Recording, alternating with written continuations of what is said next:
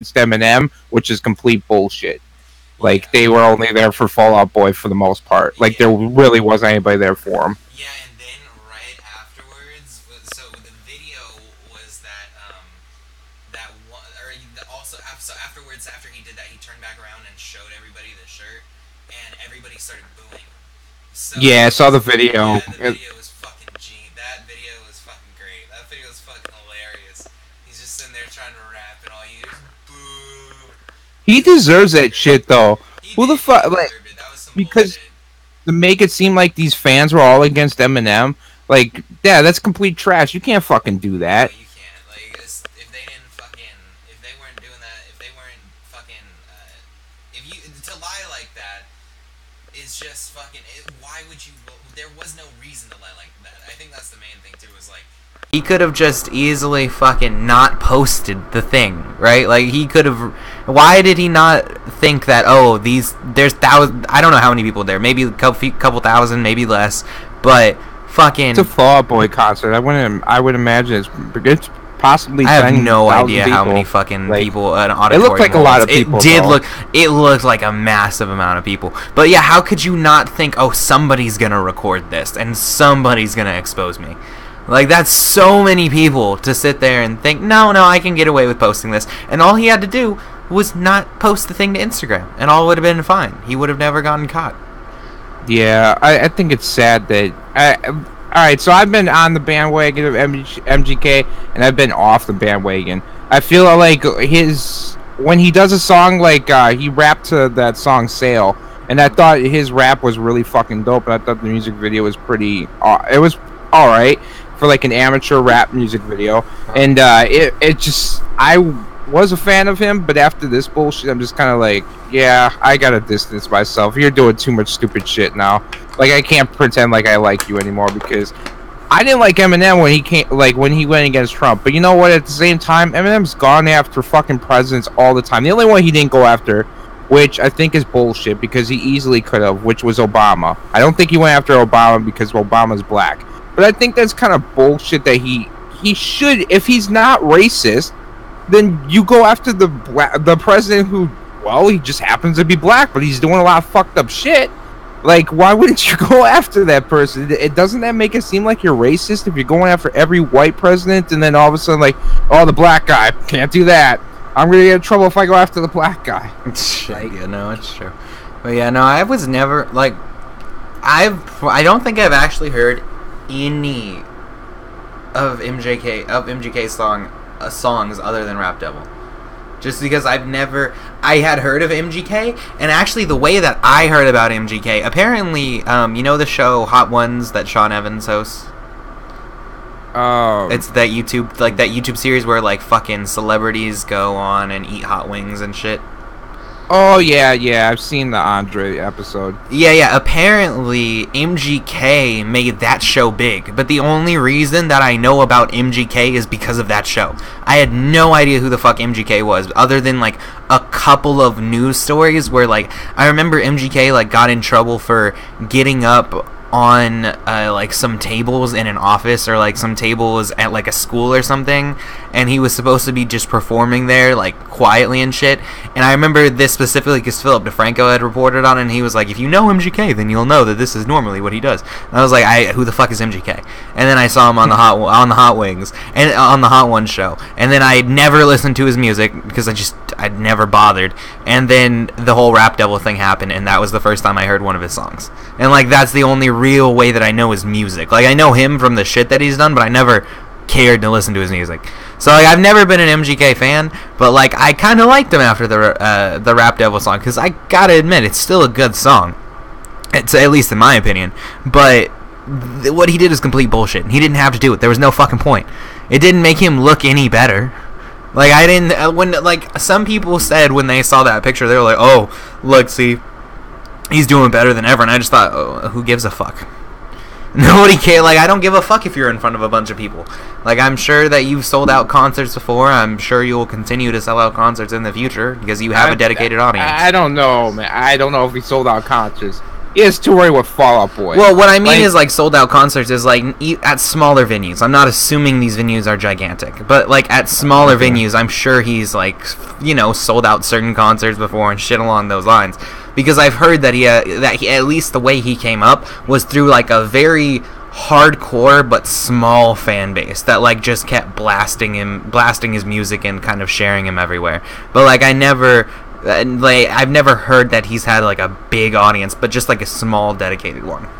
Don't you feel like you lose your street cred though when you're touring with Fall Out Boy as a rapper? I don't think MGK ever had street cred though. Yeah, well, he talks about guns and all this stuff and pushing drugs and all. And, like, this is stuff that he's talked about. I think you're touring with Fall Out Boy, which is the most white suburban, like emotistic band that has ever been this big. Like, this is Fall Out Boy is number one when it comes to that group. Yeah, that's true. So it just doesn't make a lot of fucking sense to me. To me, like, every rapper that I've ever known has always toured with other rappers. But this is one dude that's I was stunned to hear that he was like opening for Fall Out Boy. I was like, why? Like when because I saw this thing on Philip DeFranco. So when Philip DeFranco said, here's a picture of MGK, and it was at a Fall Out Boy concert. It wasn't his own concert. I was like, what the fuck is MGK doing at a Fall Out Boy is he friends with like, why is it? And he's like, he opens for them, and I was like, what the who is going to watch Fall Out Boy and would enjoy listening to MGK open for them? Like, most of their audiences are not intertwined. I don't see how they would be mixed.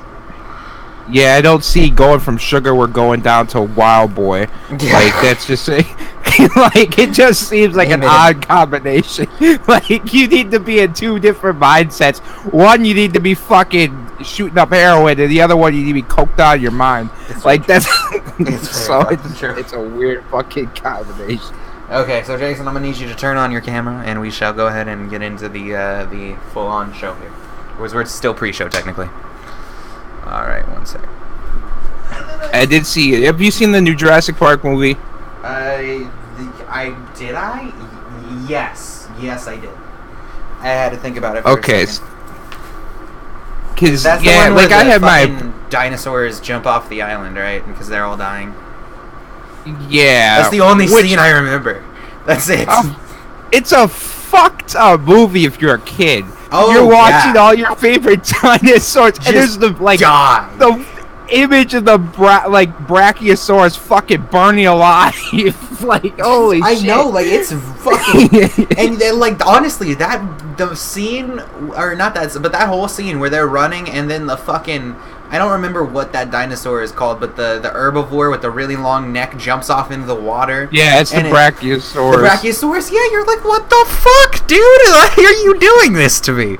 Like, yeah, no, and then the end of the movie, when they're fucking sitting there, like, they got him in, like, a gas chamber, and then all of a sudden they're dying, and the little girl's like, I have to release them. Yeah. Like, part of me is like, oh, God, like, what the fuck have you done? Yeah. But at the same time, like, I couldn't, the entire movie was about the dinosaurs just dying dramatically. I'm like, yeah, just release them. Like, just fucking end this. Like, I don't know. I feel like that movie actually puts forth a lot of good fucking philosophical questions, though. Like that, because like I never even wanted the dinosaurs to be extinct. Yeah. Like at meteor strike, and then we brought it back, and God's like, fuck. And then all of a sudden, he's like, all right, fine. They're on they're on island where the volcano erupts. And he eliminates them. He's like, I finally got him. And all of a sudden, the group's like, we're going to save them all. It's like, he's like, you fucking cunts. They're going to kill you. Have you not realized? And then he fucking and then all of a sudden, there's the gas chamber. The God's like, all right. Now I got it. It's over. Like, there's no way they can survive this. And all of a sudden, a little girl comes along, like, fucking shit! Is this the sister of David Hogg? What the fuck is going on here? I'm telling you, man, that shit. You know what? That's funny. I didn't even think about it that way. God wanted these fuckers dead. He didn't want these dinosaurs around. He's like, I'm trying to help you. He's like, I'm trying to save you, dumb fucking cunts. You all keep fucking making these islands, and everybody that goes there ends up dying. You know, fucking let me kill these bitches. I love dude, like the movie in general. Like, all right, so I don't. I think the movie. If I'm just going by just judging the movie, I think it's bad. I don't like the. I don't really. It put me to sleep, but there is just so many funny things that come up in the movie. I'm just like, what the fuck is wrong? Like, you see the T-Rex staring down the lion, and the lion is like a dwarf to him. And it's like, you fucked up the entire planet just by releasing those dinos and like really fucked shit up. Yeah, they really did. They fucked the world over.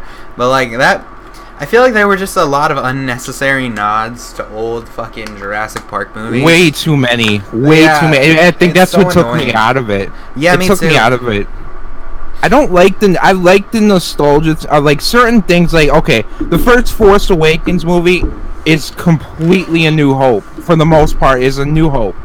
I just be your own thing, because that's what I want to. That's why I want to go to the movie for. I want to experience something new, and your take on the universe, and your like. I think that's awesome. But then you do like these nods and these throwbacks, and I'm like, come on. Then I'm reminded of the movie that I watched when I was a kid, and of course I'm gonna enjoy that more because I was a kid when I watched it. Yeah, and I remember like what irritated me is because I remember first off it started the nostalgia with the carts, or not the carts, the fucking doom buggies or the jeeps that they had from the old Jurassic Park movies, and they kind of like showed that in that little layer that they were in, trying to hack into the security system or whatever.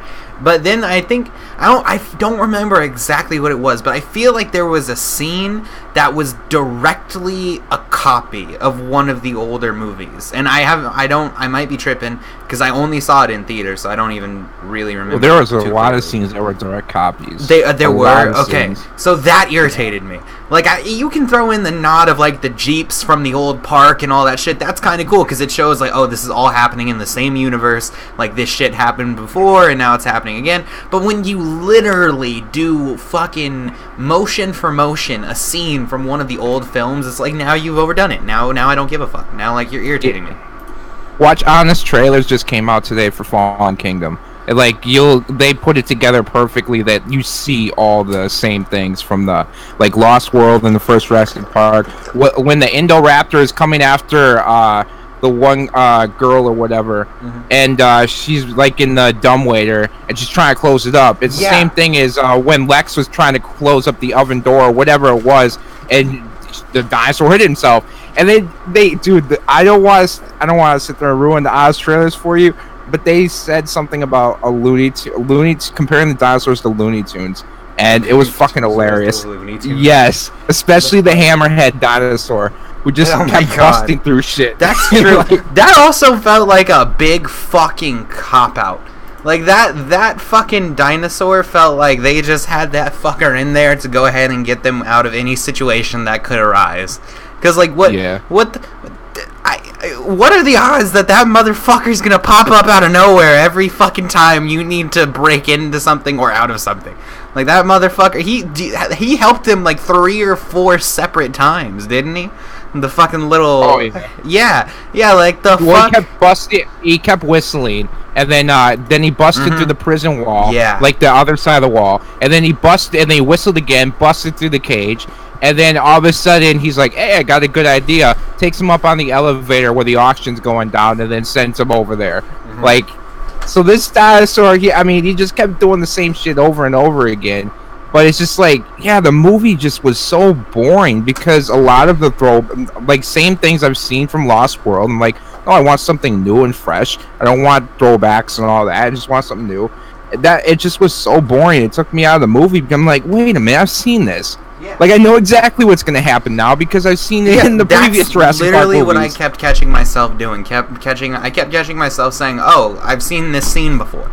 Like, I know exactly where this scene is going. Exactly where the movie... Oh my god, wasn't there also the fucking... They did, like, the part where they took the baby fucking T-Rex into the thing, and didn't they, like, try to, like, push it... Didn't the big T-Rex try to push it off a cliff or whatever? Like, they took the little... Might not have been a T-Rex, but they took the baby dinosaur into the fucking, into somewhere to try to help it. And they did that also in the previous movie. They took it into their trailers or whatever that was on the that they had brought on the island. Yeah. Because the baby T-Rex had like a broken leg, so she had to heal him up. And then Yeah, the baby T-Rex, the mom and dad show up and they release it, like and back with the mom and dad. They come back with, yeah, exactly. It's a fucking, like, dude, it's, I just get frustrated. I'm like, just invent something new. It's not that hard to write your own, like, if you're a fan of these movies, don't you have theories about what could potentially go down? Like, I have theories about how John Hammond sit there and came to the fucking conclusion, let's bring the dinosaurs back, because that fucking seems like a good idea. I feel like he was a madman. Like, I feel like something made him sit there and say, this is a good idea, and didn't give a shit about the repercussions. I would like a film to go back from how Jurassic Park came to be. That's what I really want. That would be cool. Part. I honestly feel like they were setting up a prequel, though. Because they mentioned, like, they talked about all that shit with the original founder and how he did this and that and all that other shit. I feel, I didn't think about this afterwards, but, like, during the film, I remember thinking this kind of opens up extra storylines if they did want to go ahead and do a prequel and show how it all came out and how the initial genetic engineering started in the first dinosaur and all that. And honestly, they probably will go that way. Like, at some point, just thinking about the evolution of many other giant series that end up, like, reaching what we think to be an end, there's always some type of fucking prequel that they end up coming out with, or, like, a different story in the same universe, kind of like they did with Harry Potter. There's always something they'll figure out. Oh yeah. There had to have been, like, and the other thing too that makes me think, like, man, a prequel would really be awesome is just, like, how many times they really fucked up in creating the dinosaurs. Like, they came out, like, all deformed and retarded and shit. I know they won't put it in the movie. That would be fucking hilarious. That retarded fucking dinosaur. One can talk like the Velociraptor in Jurassic Park 3 had Ellen. Like, all of a sudden, but Ellen! Like, it's so oh my god, that sounds like the fucking... It sounds like the dinosaur version of the Gremlins, goddammit. We don't need this. We don't need this, Jason. They're just mute. And then the fucking girl was a clone. I thought... Weird. So what I for sure thought was going to happen was I thought she was going to actually be related to Lex from the first Jurassic Park movie. I thought she was going to be Lex's daughter. Like, I thought that was going to... That would have made sense. But then, of course, it would have been cool. At least it would have linked something. But all of a sudden, she's like, I'm a clone too. So I got to free all my clone dinosaurs. I got to give my brethren a chance to kill my other brethren. Chris Pratt, if he was to say the perfect line, he'd be like, "It's a lot, fucking Daenerys Targaryen. Like, what the fuck did you just do? The fuck you just brought literally fucking Game of Thrones level shit onto the world." That would be super fucked, though. Could you imagine, like, somebody makes that choice for you that you're gonna have to live with T-Rexes?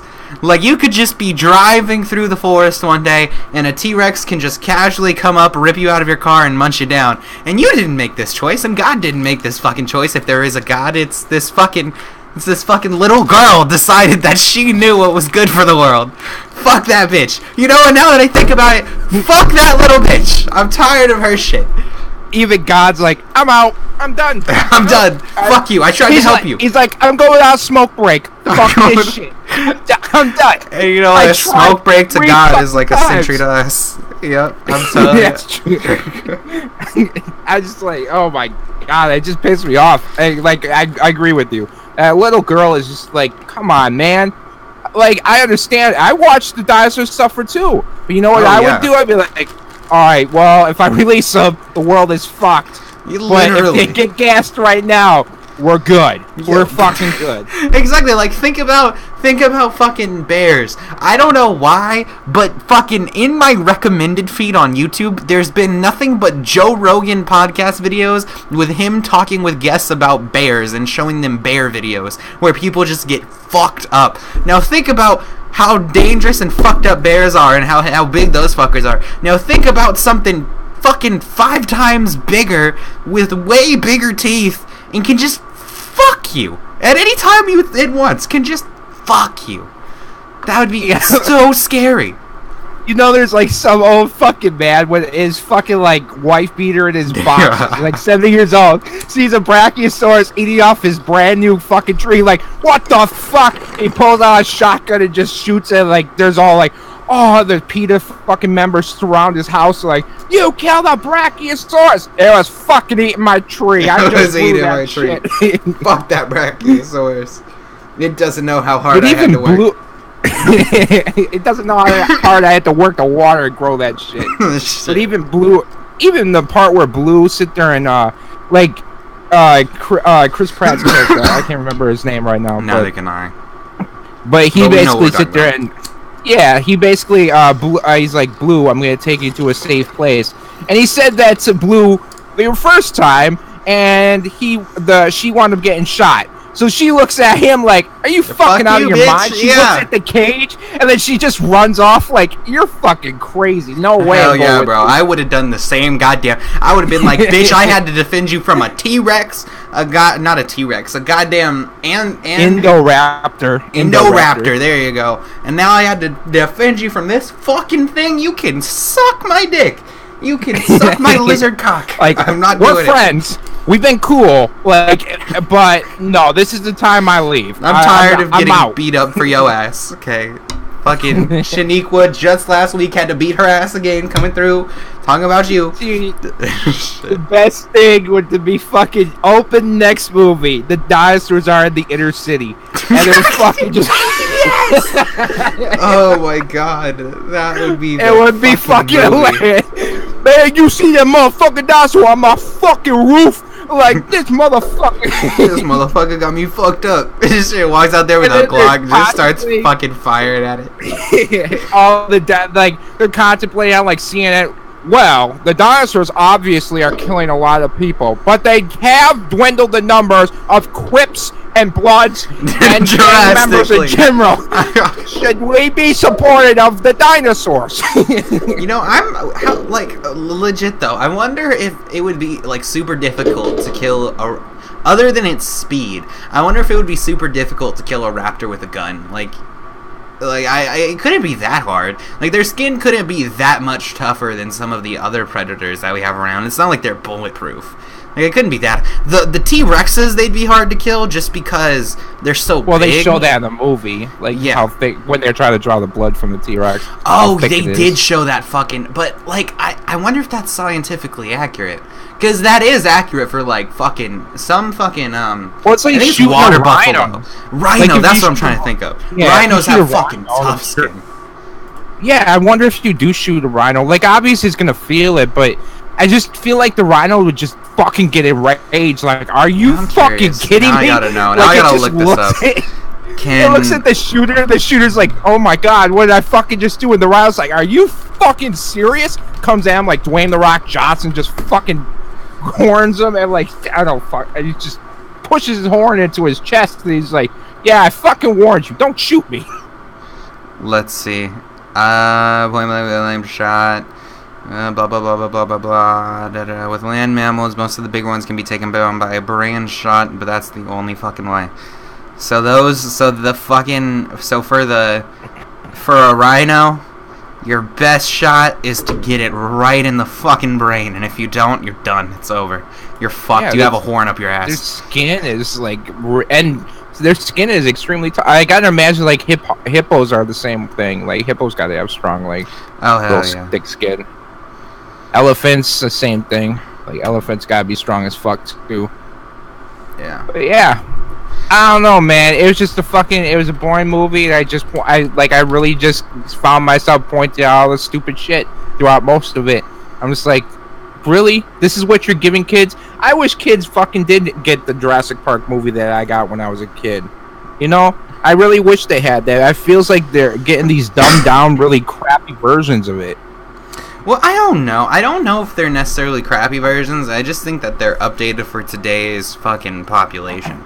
Like one thing that I can say is it, even though it didn't do it good and it didn't do it as deeply as it could. I think if that movie went deeper on the whole fucking philosophical points of shit, like the whole idea of clones and what are the actual consequences would be of putting these animals on the earth and that type of shit, that would be fucking interesting. And that would have made a much better movie.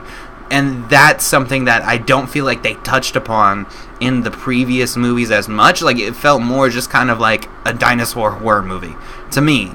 So I feel like, but the thing is they kind of did it, and they kind of went philosophical, and then they kind of said, no, let's just make a cool dinosaur movie and see where it goes. Like, you can't do both. You gotta gotta commit. Do you want just a cool dinosaur movie, or do you want a cool dinosaur movie where motherfuckers can think? Anyway, yeah. Your camera is buffering consistently, so can you turn it off and on again, please? That'd be Jason. Yeah. Let's see if it'll work this time. There we go. Okay, we good. But anyway, yeah, that's why I kept talking, is because your camera wasn't on, so I couldn't bring it back up on screen. Anyway, there you go. You good. Go ahead. Discuss. And the other thing, too, I feel like the character of Claire just did a 180 within, like, a matter of weeks. Like she was all... Like, alright, in the first Jurassic World movie, all she saw the dinosaurs as was fucking profit. Like, profit. That's 100% true. Profit.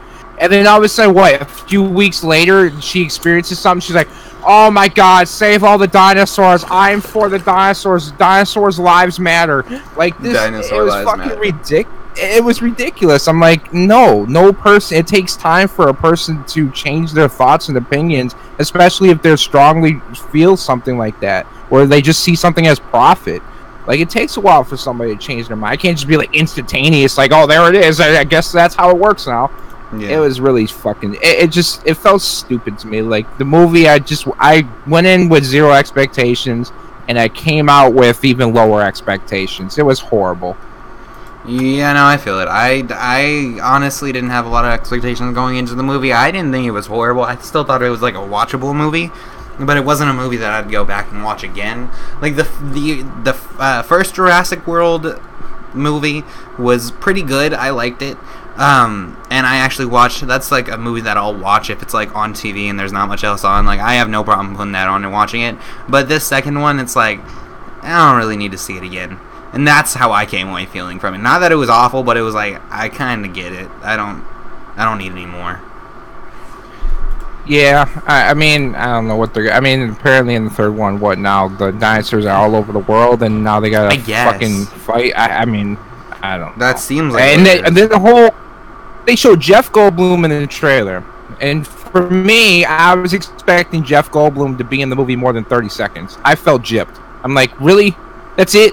He's only in for 30 seconds? I really thought he was a part of the movie. Yeah. I kind of, like, I never even thought about that when I actually watched the movie. But yeah, he's only doing the fucking narrating at the end and kind of at the beginning. And that's it. Like, he doesn't play a part in the movie or any of that. He just fucking talks to this council about the laws or about the fucking repercussions of having dinosaurs out in the world now. And that's it. That's all he does. He doesn't do anything else.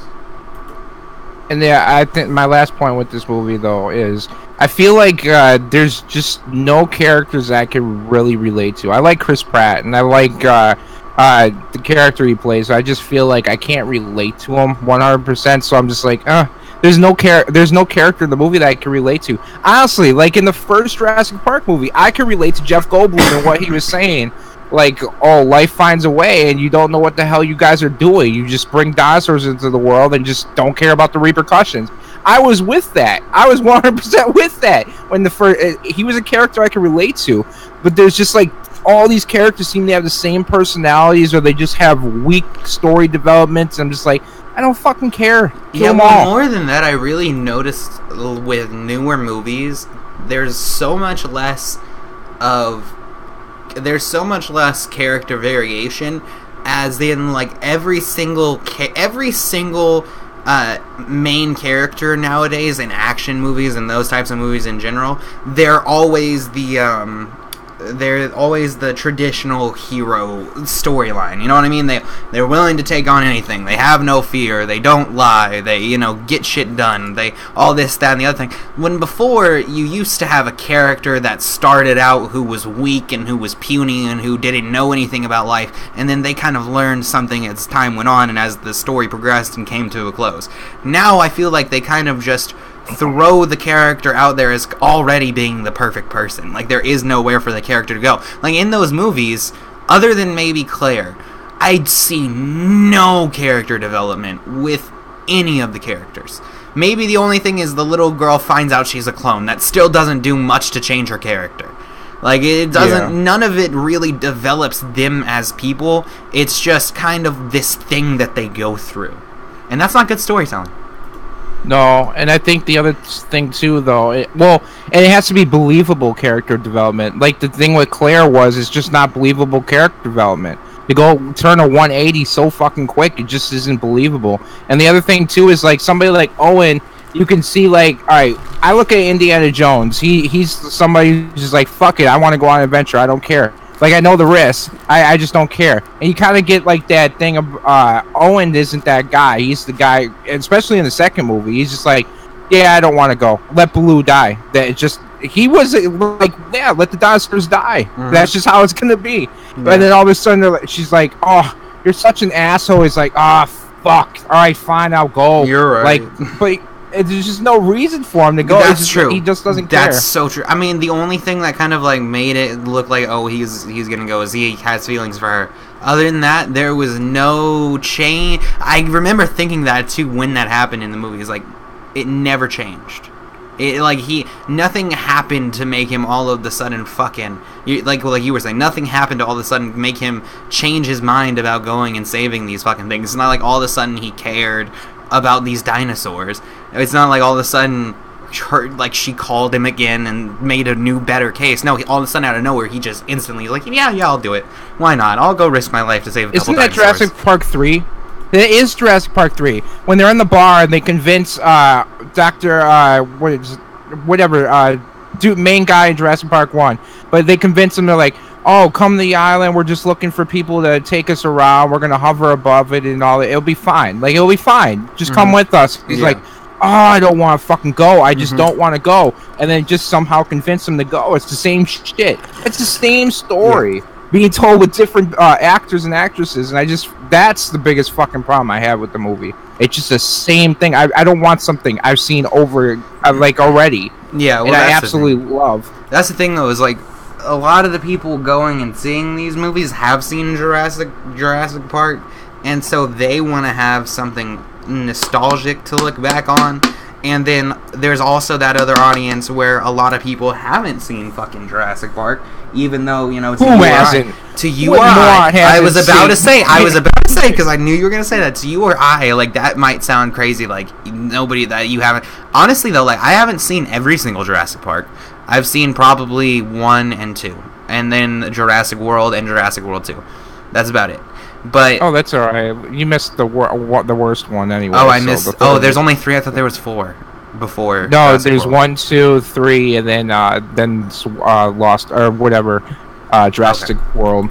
Yeah. Okay, so yeah, but like there are definitely some of the people my age that I've spoken to, they've been like, yeah, no, I've only seen Jurassic World. I've never seen Jurassic Park. Little kids that are going to see Jurassic World now, like that their parents are letting them go see Jurassic World, they've never seen Jurassic Park most likely, and so they'll grow up thinking like, there's a lot of people that will grow up thinking like their Spider-Man is the original Spider-Man if they finally just pick one. You know what I mean? Like how a lot of people, like for example, my mom always said, oh, Superman will always be Christopher Reeves.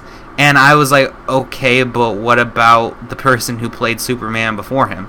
And they were like, she was like, oh, there was somebody before him? I was like, yeah, and because I looked it up, I don't remember who it was, but there was indeed somebody who played Superman before him. It's like, the only reason that's Superman to you is because you grew up with that. So these little kids that are seeing Jurassic World right now, to them, Chris Pratt, that will be their Jurassic Park, because Jurassic World will be their original Jurassic Park. And when there comes out, another fucking reboot 20, 30 years from now, they'll be like, oh, you kids, you should go fucking watch the original Jurassic World. Like that's exactly what's gonna happen.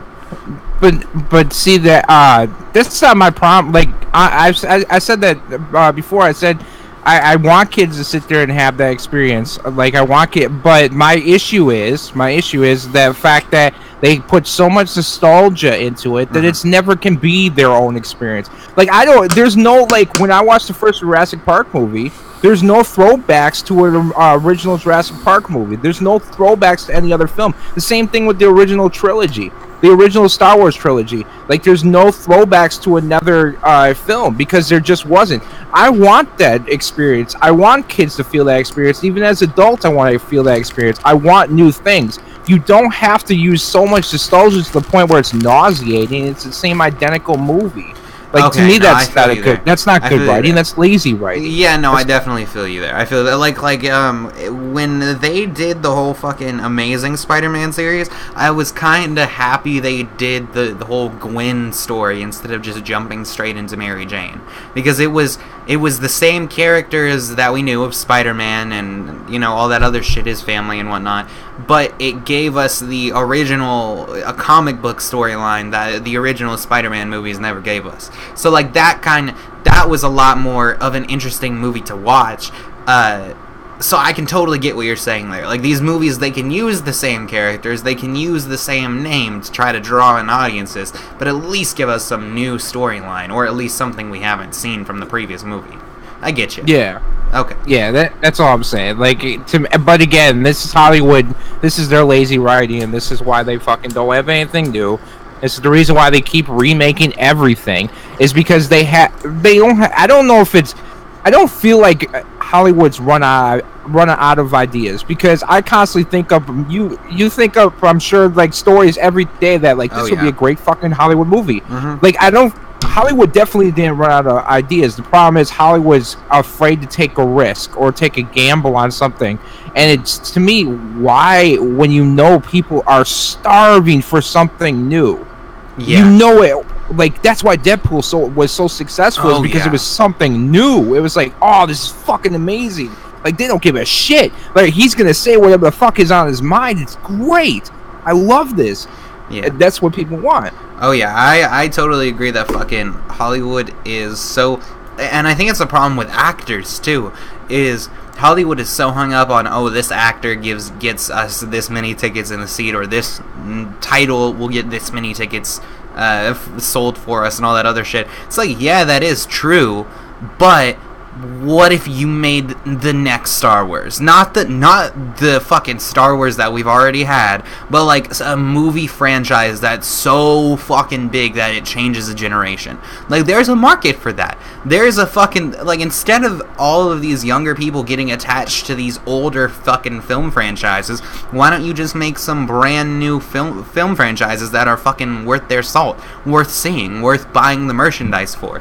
Like, nobody wants to. And you know what? The last one that did it was probably Hunger Games. I suppose that was the biggest one. That was the biggest one. I was going to say that too. Yeah, because it really was like, that's the other thing too. Don't make a movie that's similar to another franchise and call it the new franchise. Like, I feel like I never watched the Divergent movies. No, I watched the first one. That was it.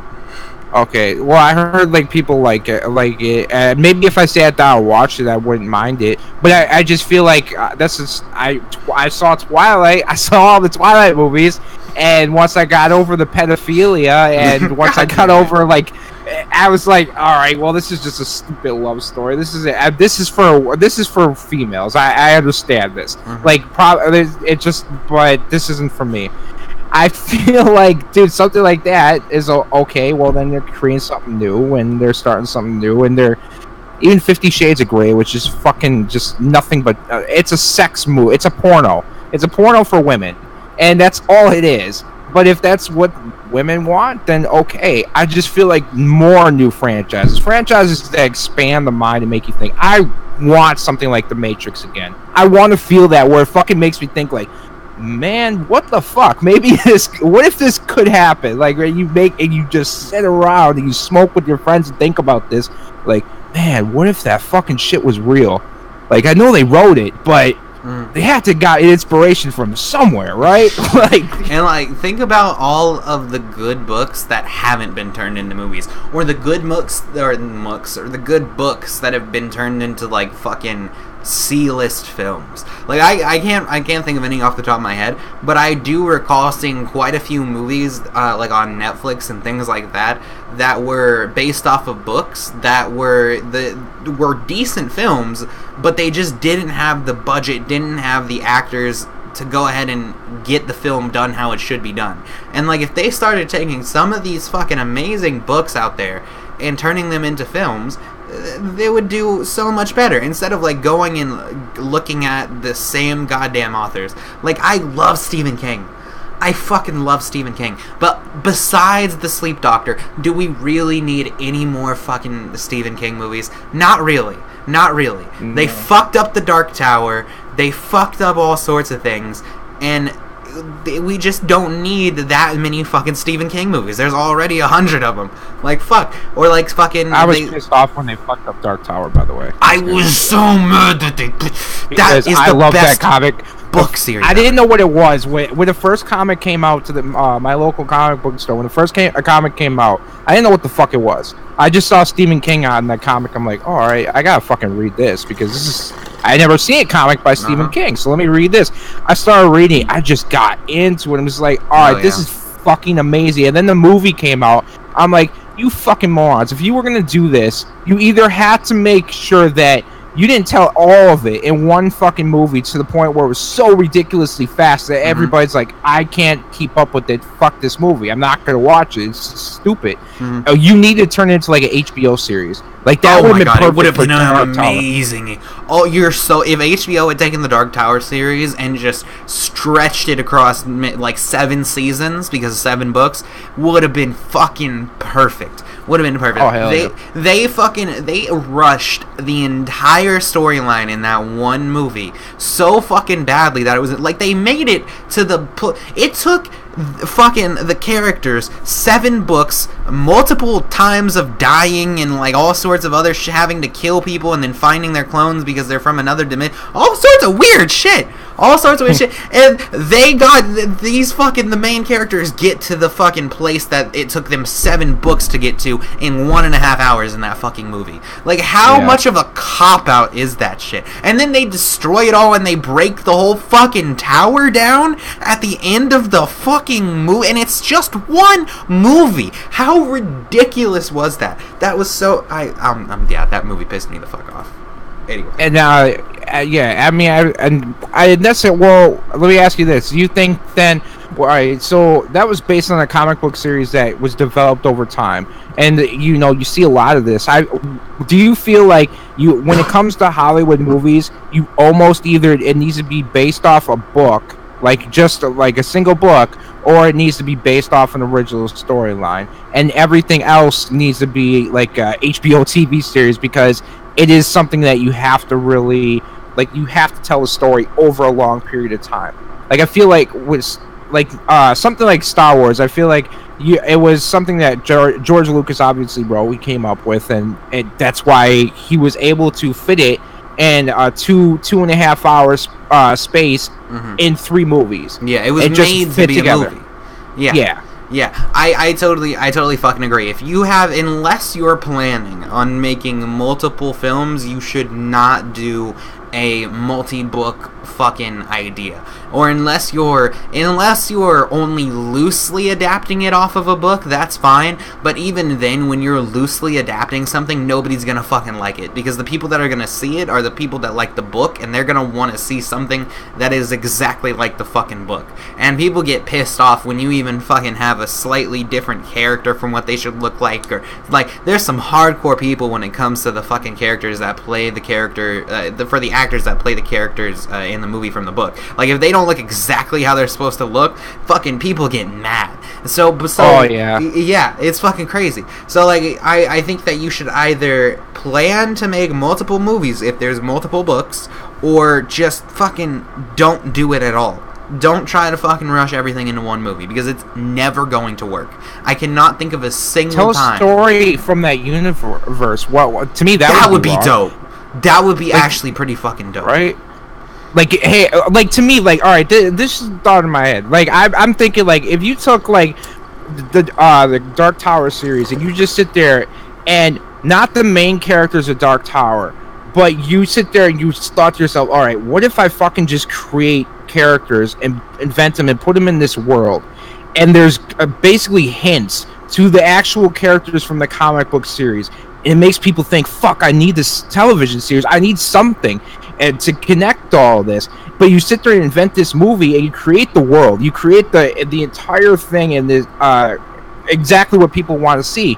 and then you can go to a Netflix and say, people fucking love this. Now let's develop a series that sits there and takes the original characters, fits it in with the movie, and the movie's kind of like a middle ground, and then we end it. Like, that would be, to me, perfect. Like, if you can combine the movie and the television series together into one, and I think people would be a lot more invested. That's the problem with Walking Dead. I feel like it's just ongoing now. I get bored by it. I got bored by Game of Thrones. I just feel like, oh, come on. I can't be bored by Game of Thrones. But the problem is the thing is though, is I got in really late on Game of Thrones, but I just fucking I started off the first. I wasn't there the whole time. First day, or whatever. Yeah, so I can't say much on that. But I think that's why fucking things like Stranger Things got so fucking popular, is because Stranger Things feels like it's a storyline out of a fucking 80s fucking movie. It feels like they took a 80s movie universe. Like that you would normally think of like an 80s movie, and then they built some characters into that universe, and then they told the story, and then that fucking drew in a lot of people, and they do make certain nods to OG movies and all sorts of shit like that. So I think that's kind of like really what drew people into Stranger Things, and that kind of shows that there's a big audience for that type of thing, of just taking certain universes and creating more story, because I love spin-offs. Like when I watch a TV series and then it ends, and then I hear that there's a spin-off of like one of my favorite characters, and it's just a whole new plot built around that character. I fucking love it. I go crazy. I watch that shit like a madman, because I love the idea of having a universe that is so expanded and fulfilled that it can feel real. And when you add different plots, different characters, and you make it a real universe, like, it's something you can relate to. And I think that's what they really tapped into with the Marvel universe, is that people love patterns. So they love to see how all of these things end up linking up in the end. And that's just a normal part of the human brain, to love fucking patterns and shit.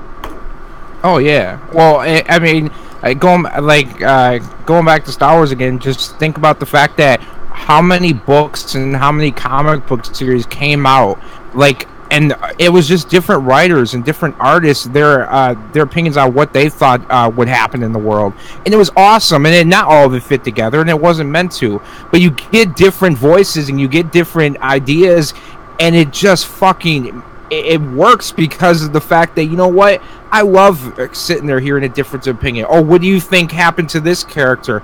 And this person A might sit there and have this theory, a person B might have this theory. Well, write your own books and let me sit there and read them, because I love sitting there reading what potentially could happen if this character chose this path and if this character chose that path. I would love to sit there and know what happened if Luke Skywalker had basically sit there and said, you know what, I'm siding with the Emperor. What if Luke Skywalker had sided with the Empire? And all of a sudden he turned.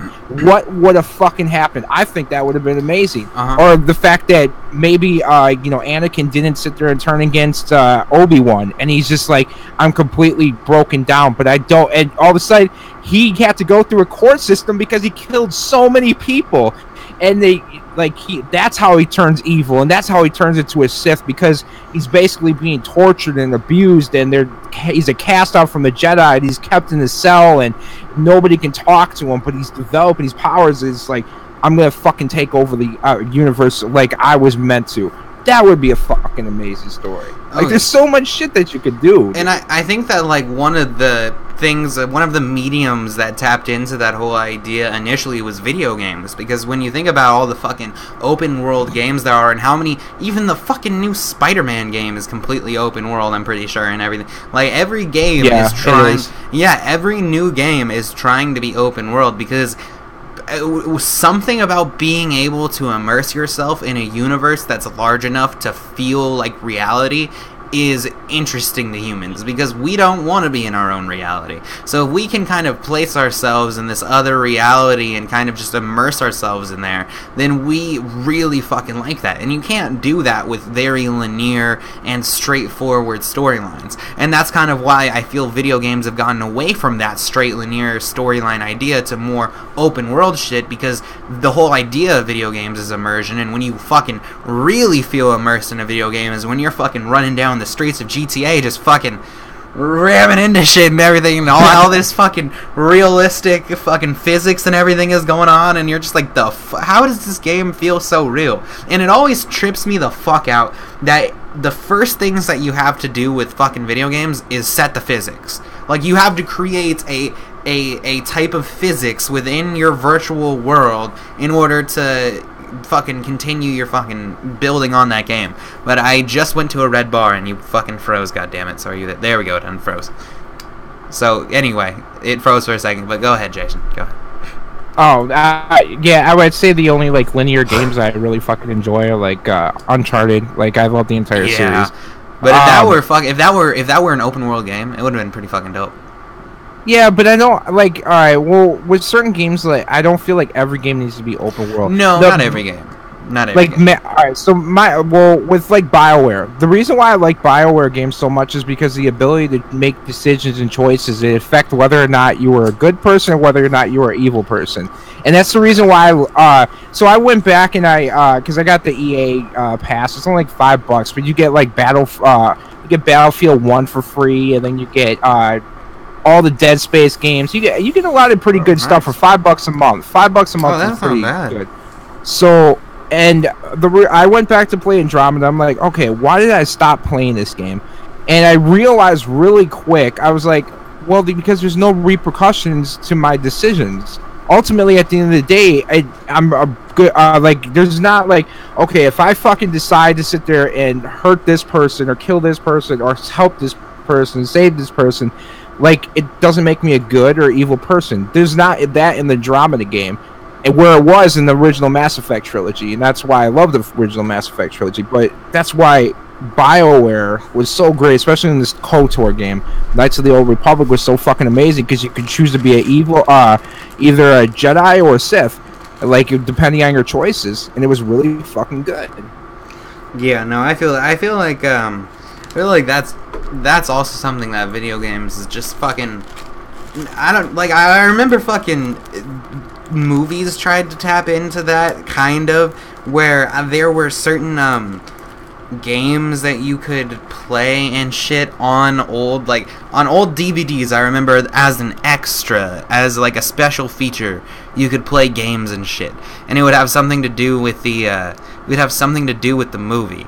And I feel like people just fucking love when they get to make a choice. Just in general, just in life, anytime that you get to make a choice, even if you're the type of person who doesn't like deciding, it still feels good to have an option in front of you, because so many times in life we don't have an option. You know what I mean? Like, it would be anarchy, but it would kind of feel good if we all had the ability to just fucking jump into a tank and just run shit over. Like, there's something in us that would just love that. You know what I mean? Like, just the freedom of choice to be able to do anything you want would feel fucking crazy.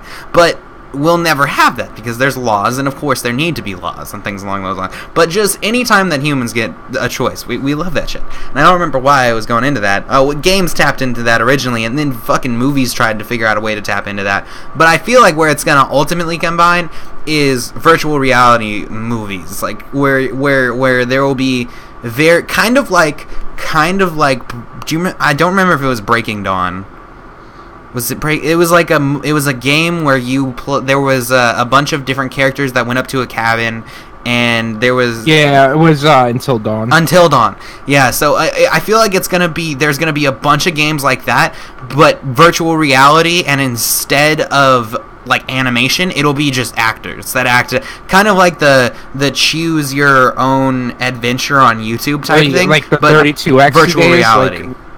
Okay, but you're talking like the 32X days, like the attachments of the Genesis, where they actually had like live action actors and actresses playing out, seeing you chose their path. That's dope. Yeah, like that's what I'm saying. Like sooner or later, I feel like movies are just gonna become like maybe not that, but movies are definitely gonna get to a point where it's virtual reality. Like there's no way that I can totally see a world where people go into a fucking theater and instead of sitting there staring at a screen, you pull down the headset over your head. I could so fucking see that, but I don't know. I feel like what you just mentioned, it's gonna go in that direction for sure. I feel like that's gonna be a big medium, like a big fucking profitable medium in the future. Yeah, I could see that. I mean, you just see it, like if you ever gone to like Universal, like you go on like the 3D rides or whatever, like the Spider-Man ride at Universal, where it's that same feeling where you're in the movie. It feel like you're in the movie. Like I can see that. Like you put on the virtual reality headset and you're actually in you're in the movie. Like you're watching it all play out in front of you. And I could absolutely see the choose your own adventure though with movies. I feel like that's sabotaging the creative artists, the creative writers' ability to tell their version of the story. And they're basically saying, well, here we've laid out all the pieces necessary, but we're not going to tell a story. You got to tell it yourself, which is all right. That's fine. But I get that in video games. I don't want that. I want to hear other. Not necessarily. And here's the only reason I disagree is because I'm not saying like it. Because there could be a degree to which choices you get to make, right? Like, technically, some games already do this. You could reach the same end by all of the choices that you make. Like, it'll make differences along the way, but the ending is still the same no matter what. Like, there's plenty of games where you make choices, and no matter what, you still get to the Mass same Effect ending. 3. Which is why it pissed off a lot of people. Well, it was the same ending no matter what. You know? Yeah, that's true. So that type of thing can piss some people off. But then you could also another way to look at it is instead of just telling one story, it gives a writer the option to tell many stories because no matter what, that writer is still figuring out where you're going to be at the end.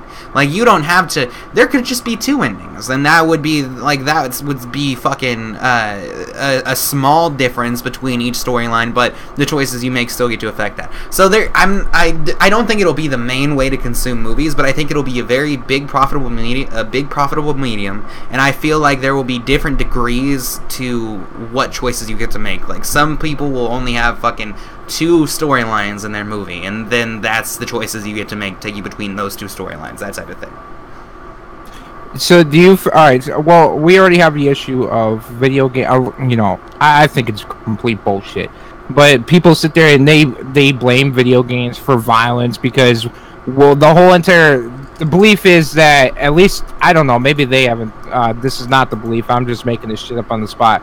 But the belief is that if you play a video game like GTA long enough, you'll just become accustomed to not sit there and dealing with actions and feel like you can do that in the real world.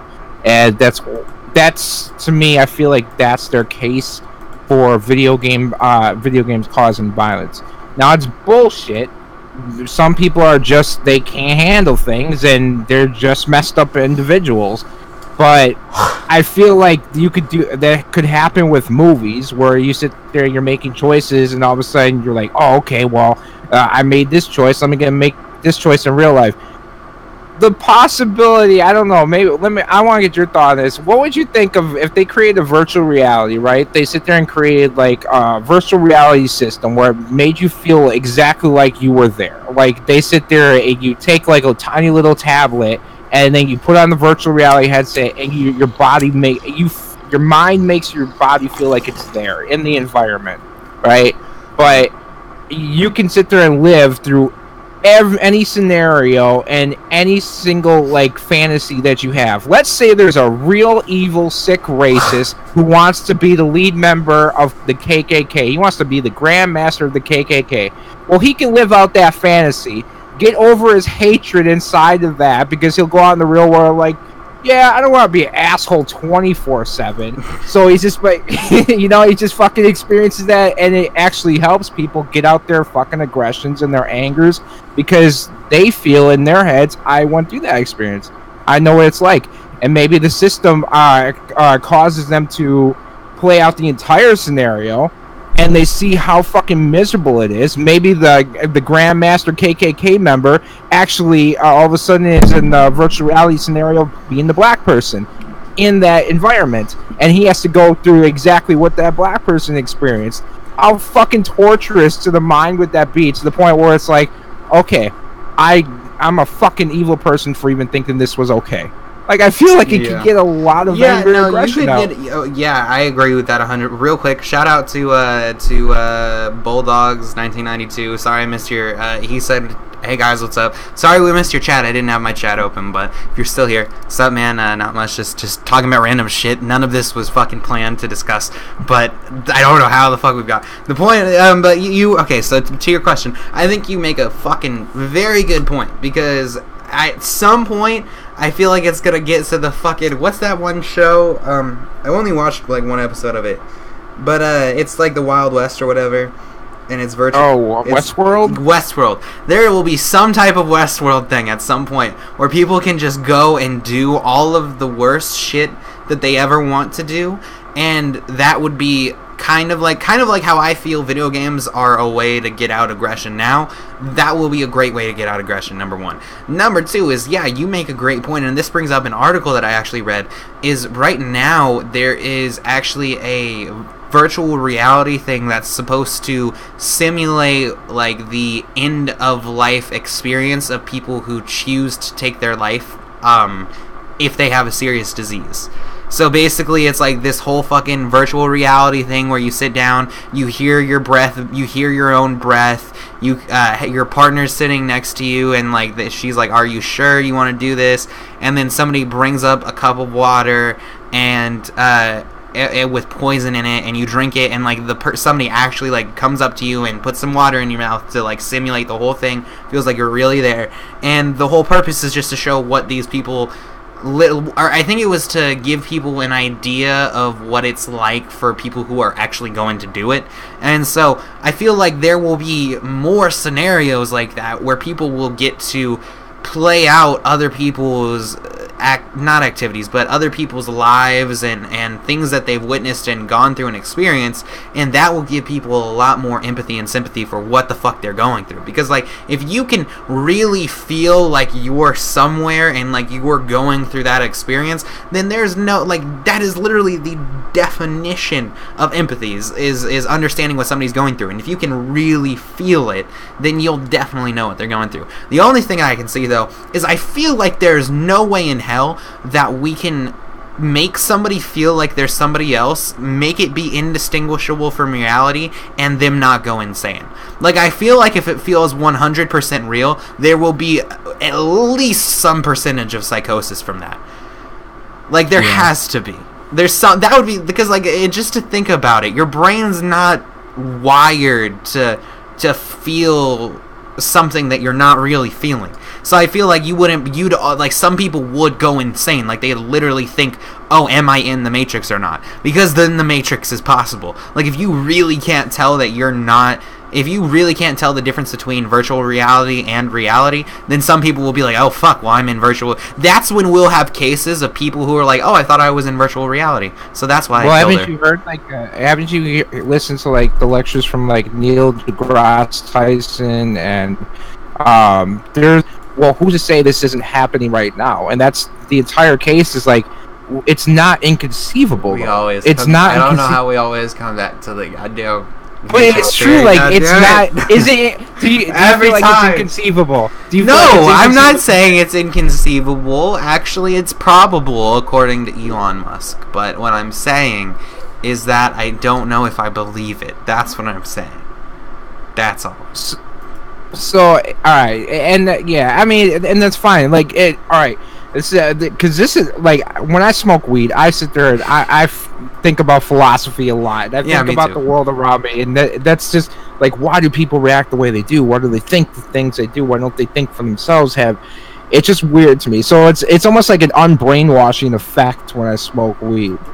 But the one thing so my dad was diagnosed with cancer this week. like this week. So this week has been tough. Like, but the one thing I noticed, my dad was he's a born again Christian, but he was the one person in my family who has so much faith in God and heaven and all this stuff. And he was diagnosed with cancer this week, and I see this uncertainty in him, and it's amazing to me. I feel like people who believe in like a heaven and a God and an afterlife and all this stuff, it feels like I'm sure it's not everybody, but to me, I've noticed that a lot of people in the end lose their faith. Like, they're really not sure. Like, that, because for the first time in their life, they're questioning it. Like, all right, well, what if they really are questioning it? And I think that's the reason why people lose faith. But I don't know. To me, it's one of these things that I look at the world and I say, how can this all be possible? And like we've talked about this. I just feel like we're never gonna know the answer until we're gone. Like, then we'll figure it out. Like, in the next world or whatever it might be, that's when we figure out what actually is true. But we'll never know. We're not meant to know. We're not meant to see. Like, it's the Wizard of Oz type of shit. Or the Oz is behind the fucking curtain and he's doing all these tricks and these parlor tricks or whatever, but he's a man behind a curtain, and we don't fucking realize it until we pull back the curtain. But the curtain in this world is just not there. It's just a solid box, and we don't fucking know what's behind that box. Okay, I think that was pretty deep. Now, Jason, we've just been going on for, like, hold on, let me get an exact time. For an hour and 5 minutes, we've just been going on. So, what did we specifically set out to talk about during this podcast? Was there anything? I know we didn't discuss ahead of time, but I know you said there was a lot of things. But was there anything other than, I mean, we started with movies, and we got here somehow. Yeah. So, what was there that you wanted to discuss? Was there anything that we haven't touched upon thus far? So I know. All right. So this kind of fits in with everything. With the so you heard what's going on with Brett Kavanaugh, right? Yes. Like. Yes. Okay. Yeah. So, for those who don't know, apparently, in high school, allegedly, some chick waited 30-some fucking years to finally reveal this. Of course she did. But all of a sudden, she's sitting there saying there was 4 guys, and Brett Kavanaugh sit there and pushed her face down and raped her, attempted rape. But she said there was 4 people, and then she said there was 2 people, and the other person's like, yeah, this didn't fucking happen. And all these people are shouting, well, you just have to believe her. I find this fucking insane. Real quick, you can continue. I just want to clarify, she did not change her story. Her psychiatrist, I believe it was, in her notes had that it was 2. According to the husband, and according to her, and according to people that she has spoken to, her story has been consistent with the amount of people. The inconsistency was with the psychiatrist. Now, I'm not saying I believe her. I'm not saying I don't believe her. I'm just saying that is the fact. Somebody who just for the fact, just to be fair, this is the story. This is the official story. Even from Fox News, they never said that she changed her story. They said that in the psychiatrist's notes it differed. So I'm not saying I'm just want to make that clear. So we gave everybody the facts. That's all. I don't want us to get hated on for misinformation, Jason. That's all. All right. So if that's a fact, if that's a fact, okay. But my view on it is, first of all, I'm sick and tired of this shit where it's like you're loading up a gun and you're waiting to shoot the person when the fucking time is right. Like, I hate this shit. This is so fucking vindictive. If you are raped or you are sexually assaulted or whatever it might be, come forward right away. Do not fucking wait. Do not sit there and wait 30-some years when all of a sudden you say, oh, this person's fucking successful and they're moving up, but I don't agree with their views. Now I'm going to hit them where it hurts and sit there and make this claim.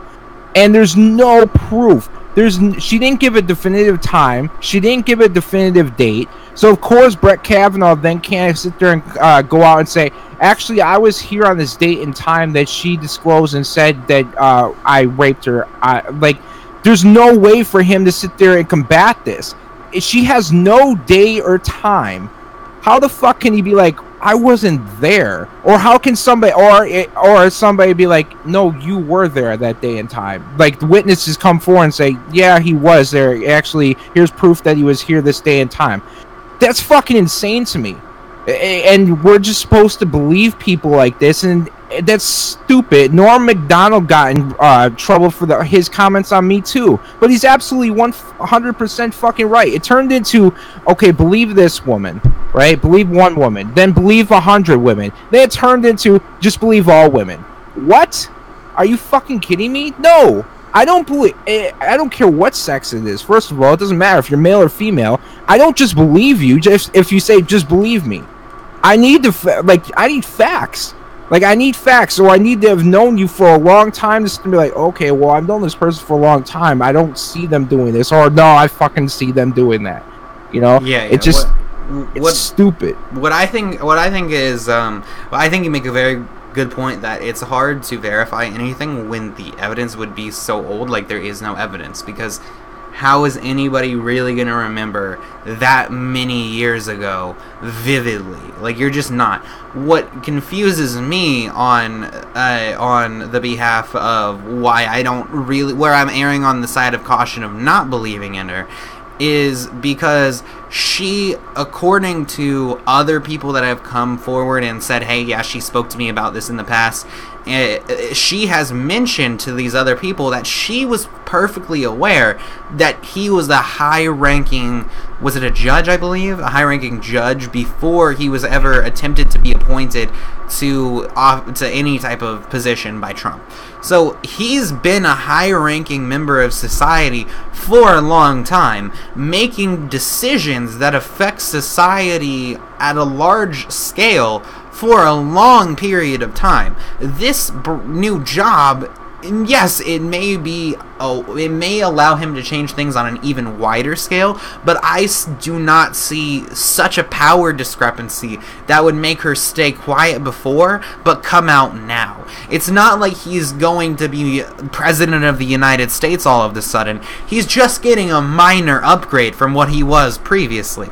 Like, it's not that fucking massive. So that's where my problem comes in. Is it's like, okay, these people that came forward, and I don't know the stories behind it. Apparently, some people say they were paid by the Clintons. Some people say other shit.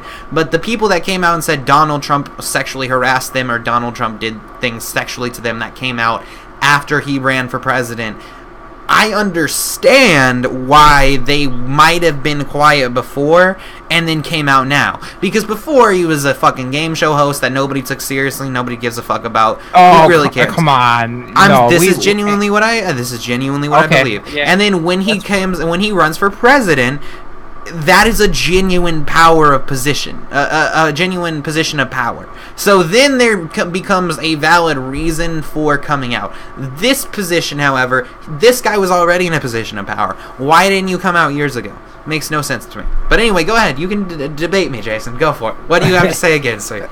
Well, my whole thing is, alright, so Donald Trump was relevant before he ever became president, because that's how he became president. The dude had a #1 hit show with The Apprentice. The dude was selling steaks and hams and board games, and but he was all over the fucking place. But he didn't have any power. He had massive power. What power did he have?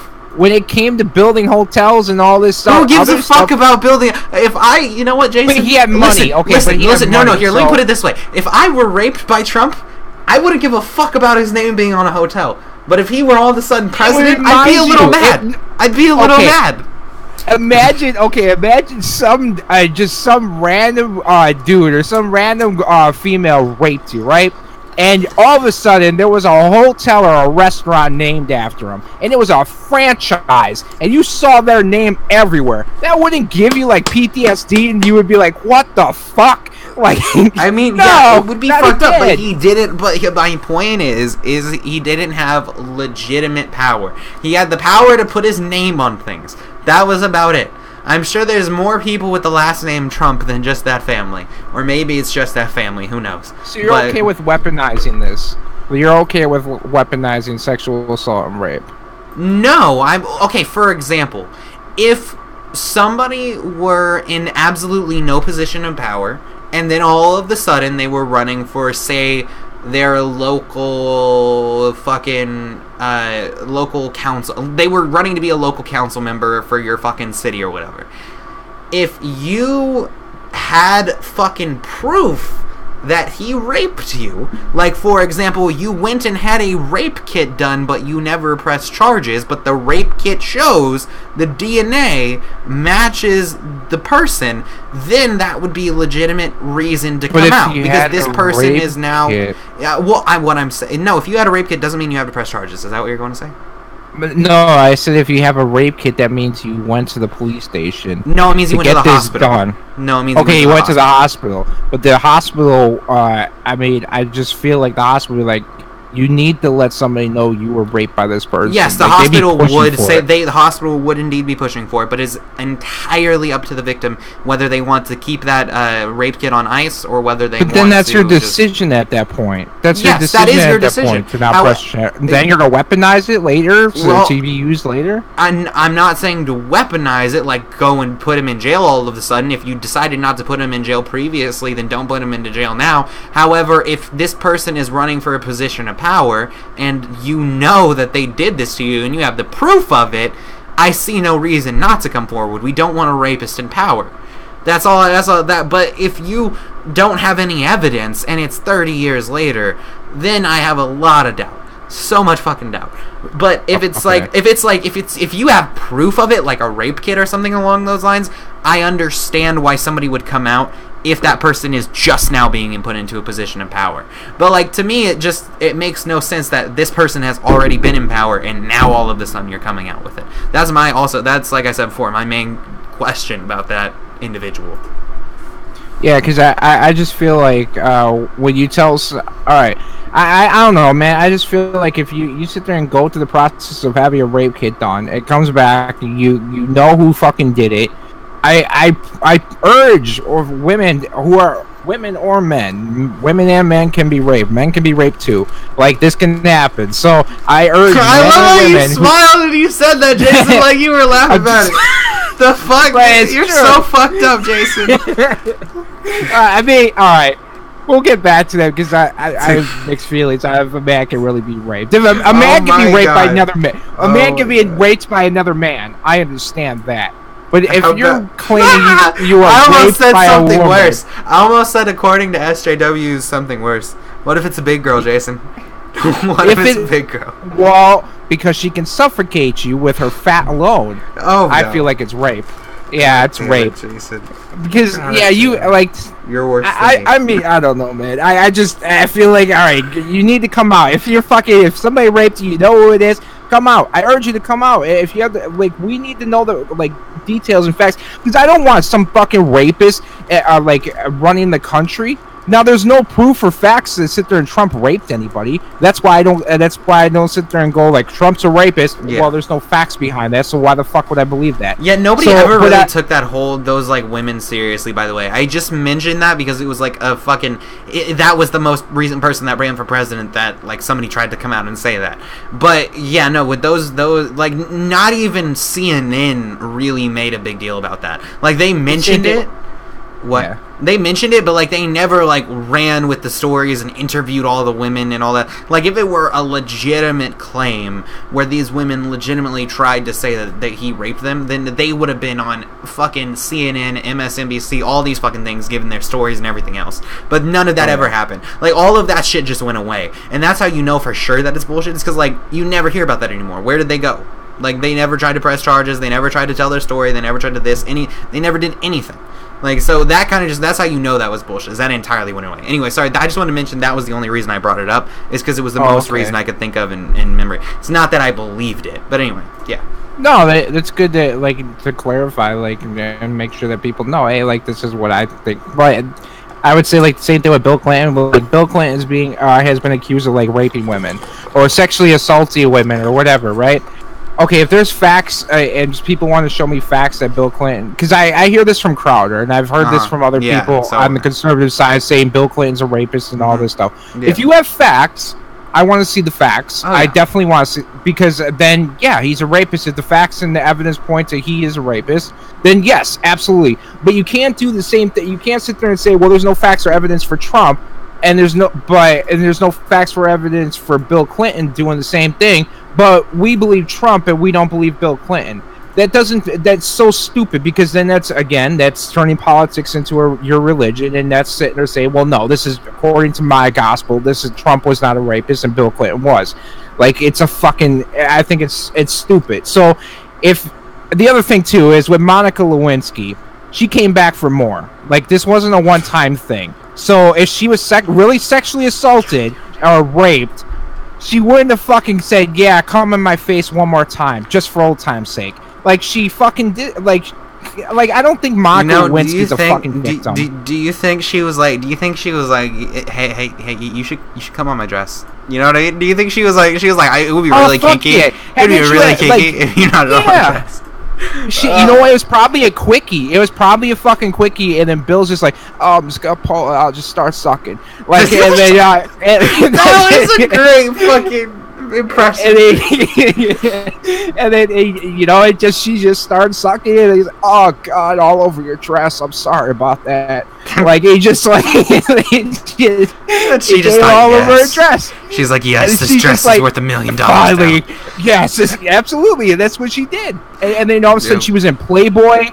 Like, okay, well, you feel objectified or sexually abused, yet you're gonna appear in Playboy? Come on, really?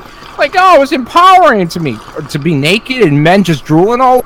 I mean, I guess, but you can't sit there and play victim and appear naked and use your body as to basically get you fame and money. What else do we have to talk about today, Jason? What else we got?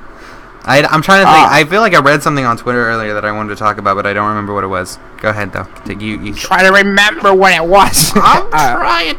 Oh, did you hear the whole thing that happened with, like, that rapper Russ?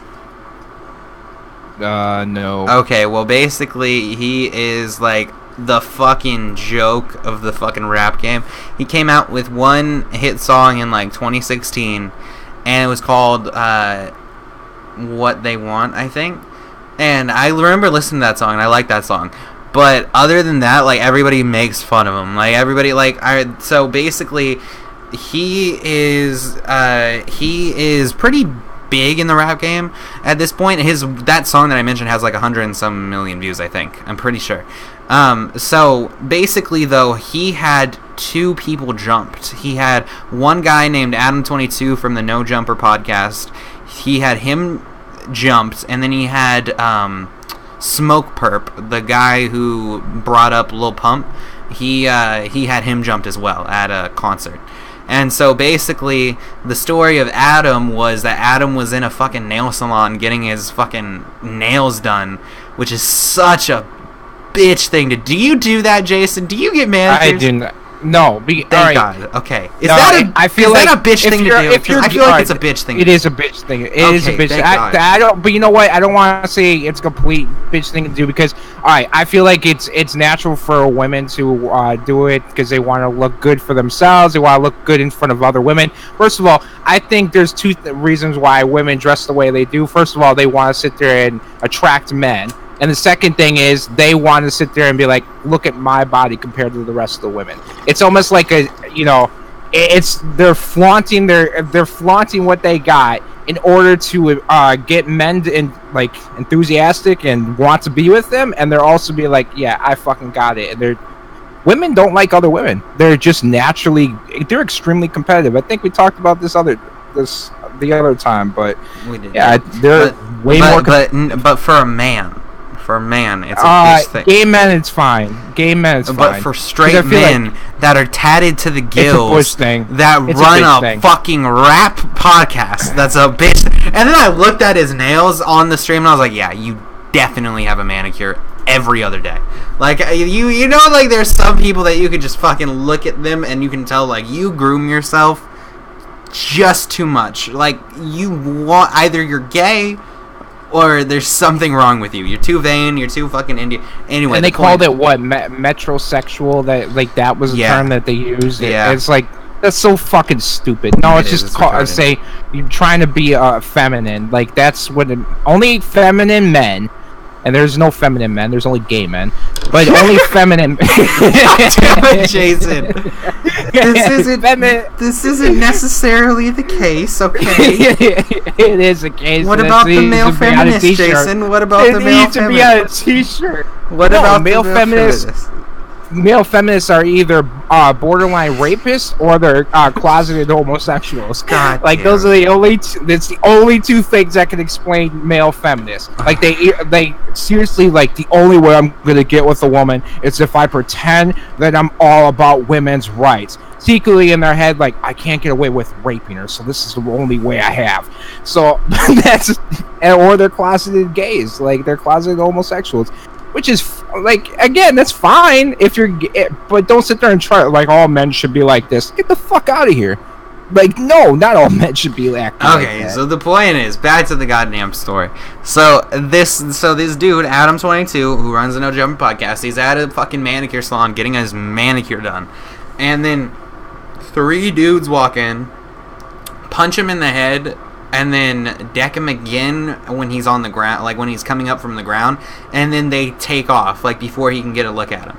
And then Smoke Perp got just fucking jumped by like 3 guys at his concert while Russ was there. So with Smoke Perp, it was clear that Russ like did this, but Adam22, this happened like 6 months ago when he got like decked twice and he had no idea who did it. And so Russ was on DJ Academic's podcast, or not podcast, but his show or whatever.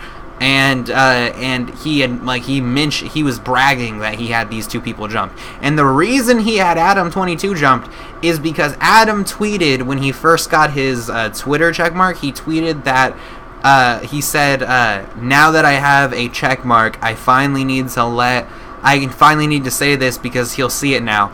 At Russ, you need to switch your whole shit up. And then he did another post where he said, what would you rather have your child get into?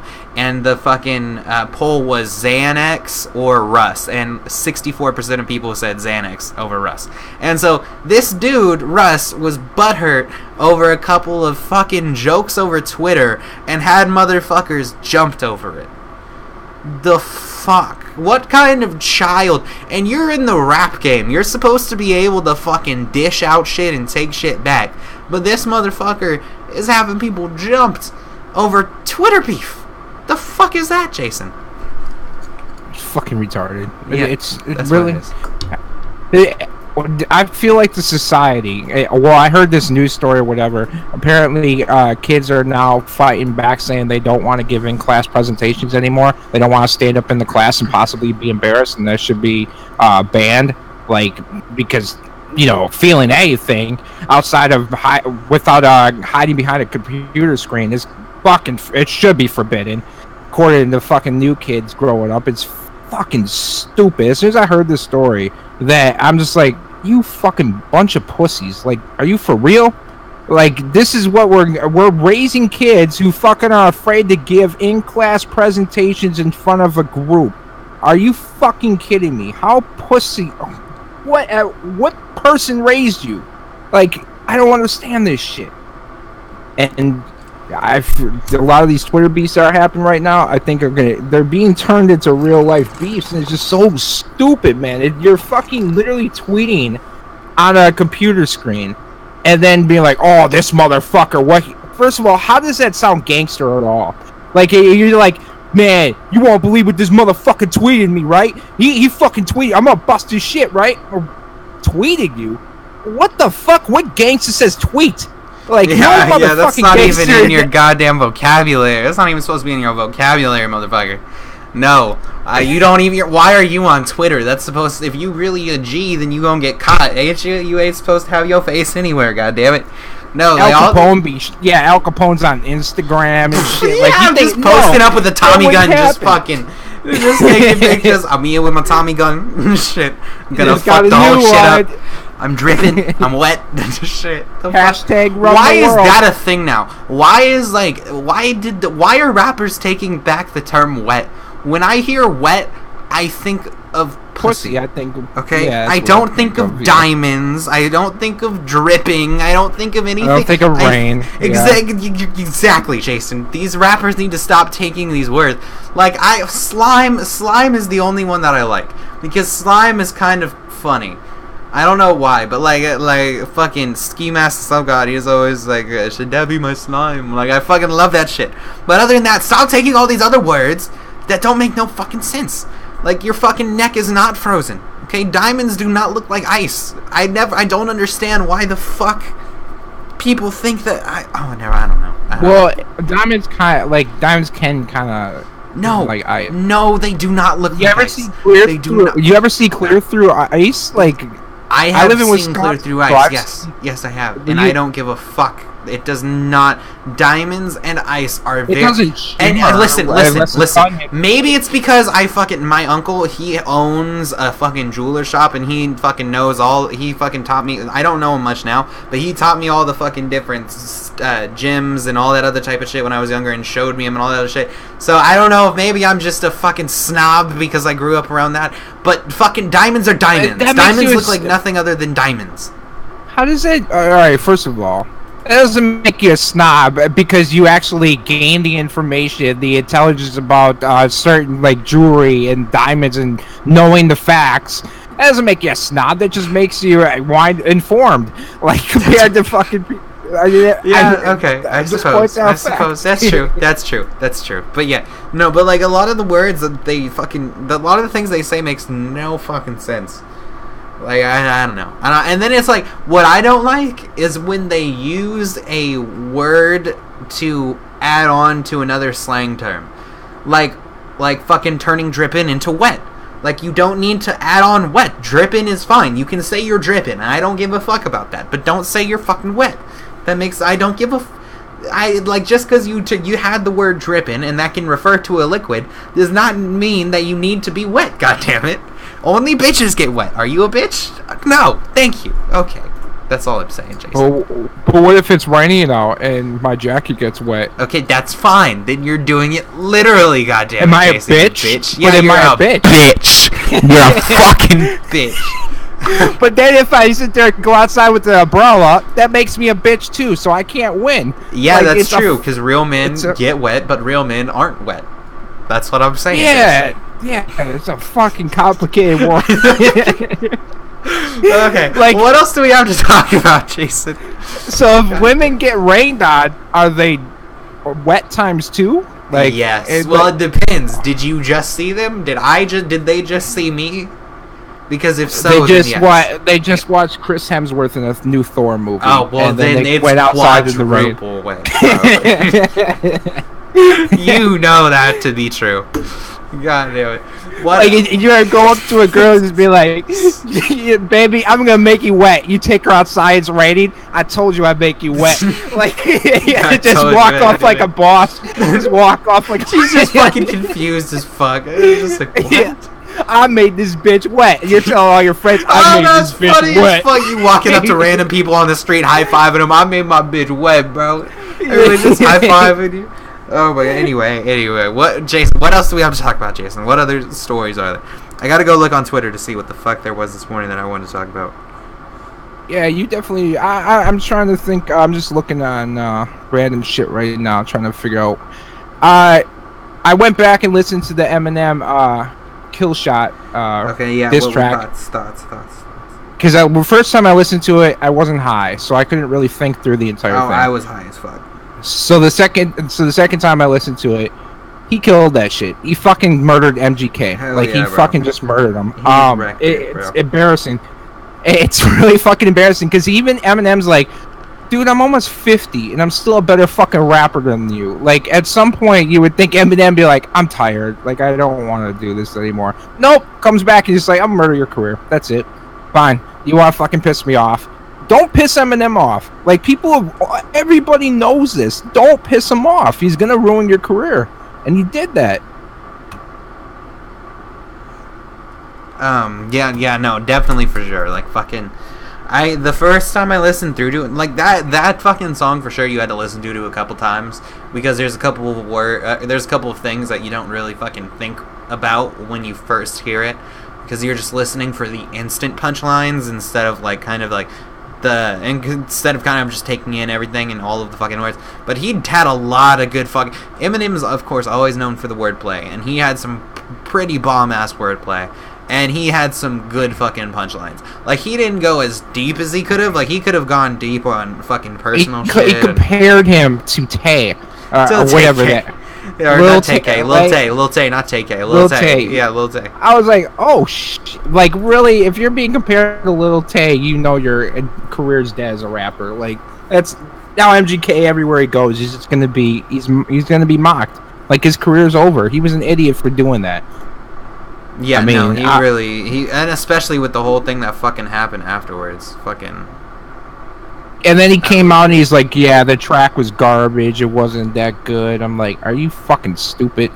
Like, what's wrong with you as a rapper to be like, no, he got me. Like, man up and be like, he got me. He fucking got me. I'm sorry I fucking sit there and said that about his daughter. But on a side note, I would totally fuck her. Like, she is, like, Eminem's daughter is fucking gorgeous. I would marry Eminem's daughter. Like, she seems like the country conservative girl. Like, she just does. And, like, she doesn't you don't see her in the public eye. You don't see her on TMZ. She's not whoring it up on Hollywood Boulevard. She's just being herself. And which is insane to me, considering the parents that she came from. Eminem was, I mean, let's be honest, they're both drug addicts. And, yes, of course, Eminem's rich. But they're both drug addicts. She came from a broken home. And to think that how she sit there and look at her now and the type of person she grew up, she could have easily turned into a drug addict. She could have turned into like Whitney Houston's daughter that passed away. Like, she really easily could have. It's amazing to me that a rapper who was addicted to pills raised one of the best kids in Hollywood. There you go. Yeah, no, that's true. It's true. Okay, so I cannot find what the fuck it was that I wanted to talk about on Twitter. So I have no goddamn idea. But, I think we've talked about a fucking lot. I don't know what much else there is. The only other thing I heard about was apparently, like, there was, some leaked nude images of Kendall Jenner that came out, and then people are making fun of her because they're saying she's too skinny or whatever. I'm like, she's the fucking only natural Kardashian, and you're gonna mock her for that. Yeah, that shit was fucking retarded. I don't remember who made the point, but somebody made a great point. Like, you mock fucking Kylie Jenner for having her fucking lips done and all this other shit done, and then you fucking mock Kim for having a fake ass, but then you fucking don't say, but then when it comes to the natural one, you're like, oh, fuck you for having a natural body. Like, you shouldn't be that skinny, you're anorexic, you're this, you're that. Like, motherfucker, the Kardashians can't win, can they? None of them can win. They're all fucked. They're all complete. Like, they were fucked when they were born to that mom. I think at that point, if there's a God, he looked down on them and he was like, well, your soul chose the wrong place to go. It was the wrong motherfucking mom to go to. But, yep. Do you think they'll ever die out? You think people will just forget about the Kardashians at some point? I thought at one point that it was over. I think like 5 years ago I thought it was over. Like, dude, people are just going to forget about them. Yeah, I thought it was over fucking 4 years ago probably.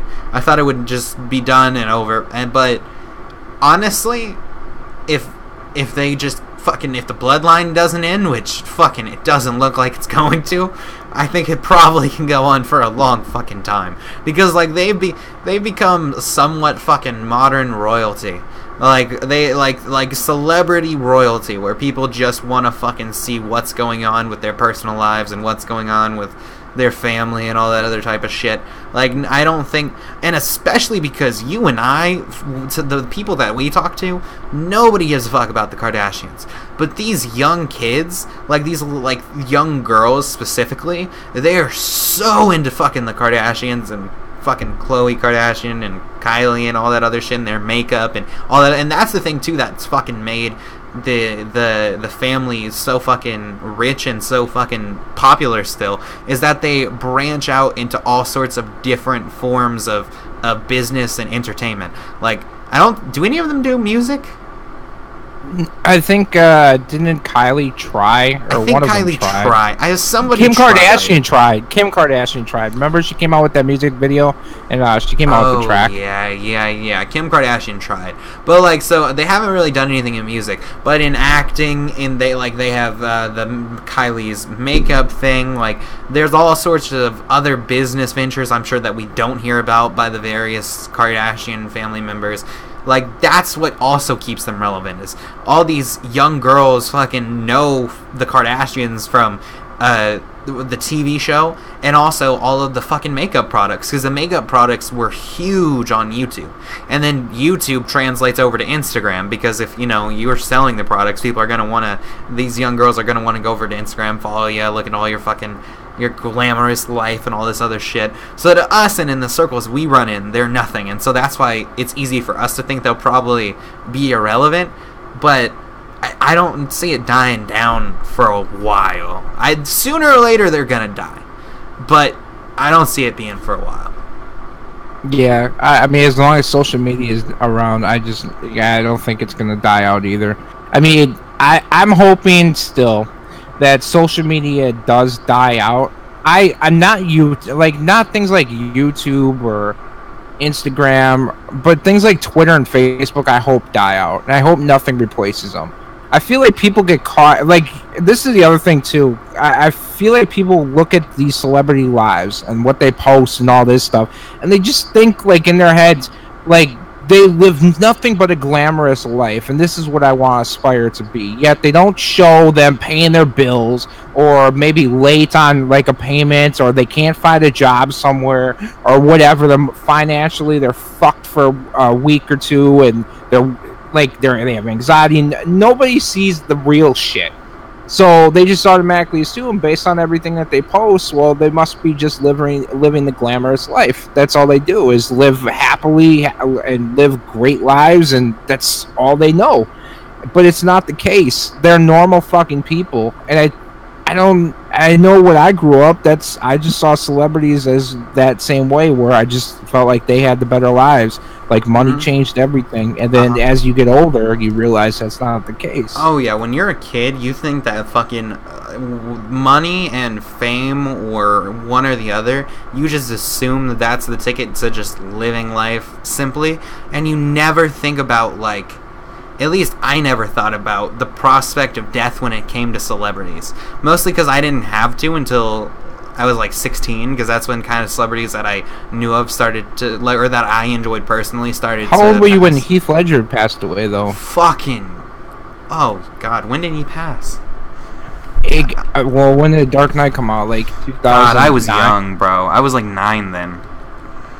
I was like 9. I was like 9 when he. But I remember Chris Farley passed. Like, Chris Farley passed away. Like, I imagine people remember that shit. Like, I'm trying to think of like a celebrity that, I don't know. I feel like even when I was young, I still remember like a famous celebrity passing away. I would say like Heath Ledger. I was pretty young too, but I still felt it. Like, God dang, this dude died, and then we figure out why he died. It just made it worse. But that was the real life of that celebrity. Like, that was the real life of Heath Ledger, addicted to pills, and nobody fucking knew it. Like, this is what he was. I don't know. I never, like, really... I was never much into fucking actresses and actors and movies and all that shit. Like, I watched movies, but I never used to go and look up stories about the people afterwards. I would never even, and at the time, there wasn't Twitter and shit where the second somebody dies, it's on the front page of everything and you automatically see it. Like, so, back then, the prospect of a celebrity dying never really hit me, because a movie is fucking infinite, and you don't think of, when I used to watch movies, I never thought of the people in it as people, because you never see the realistic parts of their lives. It's just the storyline of the movie that's interesting to entertain you for the hour and a half, 2 hours. So for me, until I started getting onto social media, and I didn't get onto social media until much later than my peers. Like, I got onto Facebook when I was young, like 9, but like I got didn't start using Twitter regularly until I was like 16. Like, I didn't, and most of my friends were using it since they were 11. 12. So like I was on the anti-social media bandwagon for a long fucking time, and I never went onto Facebook, never went on any of these things, never watched news much, mostly would just watch YouTube videos and play video games. Like that was kind of what my whole life entailed of. And we talked about how I kind of like YouTube creators were pretty much my celebrities, because I didn't really, once I started caring about individuals, it was like probably around 12 to 13 that I started being like, oh well, these are people that I kind of somewhat look up to, not really, but like I appreciate the life that they're living. And to me it was like, oh well, they're playing video games and just getting paid, so that's obviously the key to fucking life, is you can just play video games and get paid. Just do a YouTube channel, you're good to go. And so fucking and I remember the only time that death in the YouTube video game community was relevant, what, at least when I was younger, was Yoda Slayer, who was a YouTube he was a zombie gamer, and he got into a car accident. His car got hit by a train. He was drunk and he was driving, and his friends were in the car, and he fucking got hit by a goddamn train and died. And so that was the only death in the YouTube gaming community, and that I never really watched him, so I never really had to, like, I never even thought of the prospect of death when it came to celebrities, YouTubers, things along those lines, especially because they're so young too. A lot of the YouTubers back then especially were fucking hella young, so it was like it never had to cross my mind. So I not only kind of associated these people with living the glamorous life, but I also never associated them with anything human. I never associated with them with death, with relationships, with anything like that, because I never watched vlogs or anything like that where they showed people's real lives and shit like that. And even then, it's super easy to fucking try to pin vloggers as having the perfect lives, because they make their lives look so goddamn interesting online, when in reality, a lot of them hate their fucking lives. Like, if you go and look at all of the YouTubers that have done vlogs, at some point, most of the times more than once, they've had breakdowns where they've been like, I can't do this anymore, I can't keep living my life for the vlog, because at some point, that's what you're doing. You're living an entertaining life just to try to entertain other people, not to entertain yourself. And at some point, you don't give a fuck. Yeah, they're basically, well, and then they'll fabricate, like, how they're, like you said, well, they're basically fabricating their lives, and they're showing only the good parts. I think some YouTubers do show the bad parts, but again, like, YouTube is almost like television. It really is like where, what do I believe and what do I think is bullshit? Because a lot of these people will fucking lie about their lives to make you think a certain narrative that they want you to think, and you don't realize it until you look into it. Like, honestly, like, I kind of had suspicions about Sniper Wolf and that. Like, she really is a cunt. She really is, like, she is. But she lies about her life constantly, just fucking all the time about who she fucking is. And there's people that will believe it, and then there's people that are like, no, it's complete bullshit. And then the YouTubers that like the popular ones, will talk about anxiety and they'll talk about depression. And then when they do serious videos like that, I don't know about you, but I sit there and be like, okay, well, you can't sit there and say you're depressed and have anxiety when all you've shown in your videos is positive things and how your life is so fucking amazing. Like, you can't have it both ways. Either one's a lie or the other one. Like, I feel like it comes off as, that's when you really see who's fucking fake. Like, Markiplier, I think he's pretty real about who he is. Like, he doesn't really fucking sugarcoat who he is. He's talked about who he is, and his depression is battle with depression, anxiety, and he never tried to fabricate his life into thinking, hey, this is what I want you to see. Meanwhile, in the background, this is what's really going on. I respect people like that. Just show it like it is. Just tell people, like, hey, I take a shit in the morning just like you. Like, that's just who I am. Just a normal person, and this is the real shit that just like you deal with. And here's some fun things I sit there and get to do because, well, I made it in life. Yeah. Like, I feel like there is room for a completely honest vlogger, and I think that there are literally none right now. And if there was... Well, we're pretty honest. Like, we're fucking honest. Like, I think that you're on some... We're both honest about who we are. We talk about real shit. Oh, yeah, we try to be as honest as we possibly fucking can. And we throw comedy in there. Yeah, we don't sugarcoat our lives. We'll say, like, oh, no, we're living both amazing fucking lives. Oh yeah, no, I'm telling you, like, I swear to God, I've wrote, okay, so this is a total side note, I wrote a fucking diss track on this kid that I used to go to school with, and he raps now, and he's a little Asian kid, and he went to private school with me, but I went to private school, and my family was poor as fuck, so everybody always made fun of me, because I lived in a small house, and everybody else had these giant 4-bedroom, 5-bedroom houses and all this other shit, and I kind of lived in a bad neighborhood, and everybody else lived on the other side of town, and so this kid, like, fucking, we were friends in school, but he ended up turned on me and became a bully, and so now they're in by his parents, and he's rapping about how he made it, and how he's making all this money, and how he's dripping, and all this other fucking bullshit, and I saw him the other day, when I went and got my Wingstop, because Wingstop is fucking delicious, I love Wingstop, but I fucking saw him in a, like, fucking maybe $1,000 car, if I'm generous. $800 more than likely is probably what I would pay for that fucking car. And this kid is on fucking all of his raps talking about how he's dripping, he's this and that. He's on the Instagram with fucking diamonds on his fucking, on his, maybe fake diamonds, but they look real, probably bought by his parents, as I mentioned before, on his fucking hands and everything. And I'm like, bro, I want to diss you so fucking bad, because you're this fucking, I hate to use the term, but privileged.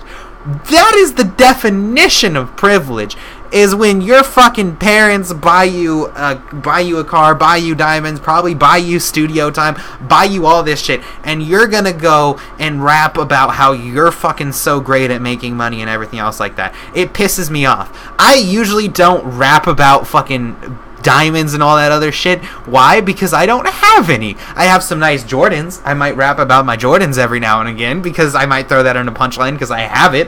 But other than that, like, I'm not gonna sit there and say that I have fucking hella expensive cars and all this other shit when I don't. There's no reason for me to lie about that. Plus, it's gonna feel ingenuine. It's gonna feel disingenuous, because if I don't really live that life, then I'm not going to be able to really put that feeling into song. Like, it's not going to translate properly.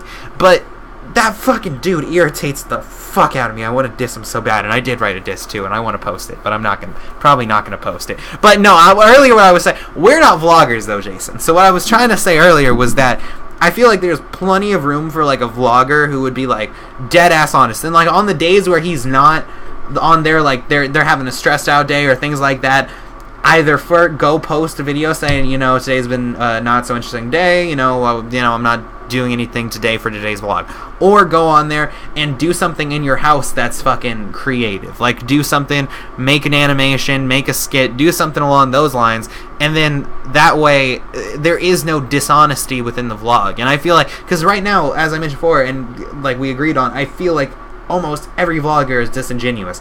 Every one of them is loud, flashy, fucking all this other shit. Just be real. Like, there's plenty of room for somebody who does completely real content like that, I think. Yeah, being real too, like I said, we'll make sure that if you do come out with a video saying you're depressed and deal with anxiety, people aren't going to immediately say, yeah, fuck you, like, you're full of shit. Then why are you showcasing that you're living the perfect life and this is all you know? It just comes off as, like you said, disingenuous when you sit there and you're pretending to be something you're not, and people are believing it, and then all of a sudden you're real for a second, and then people are like, well, what the fuck? Who are you?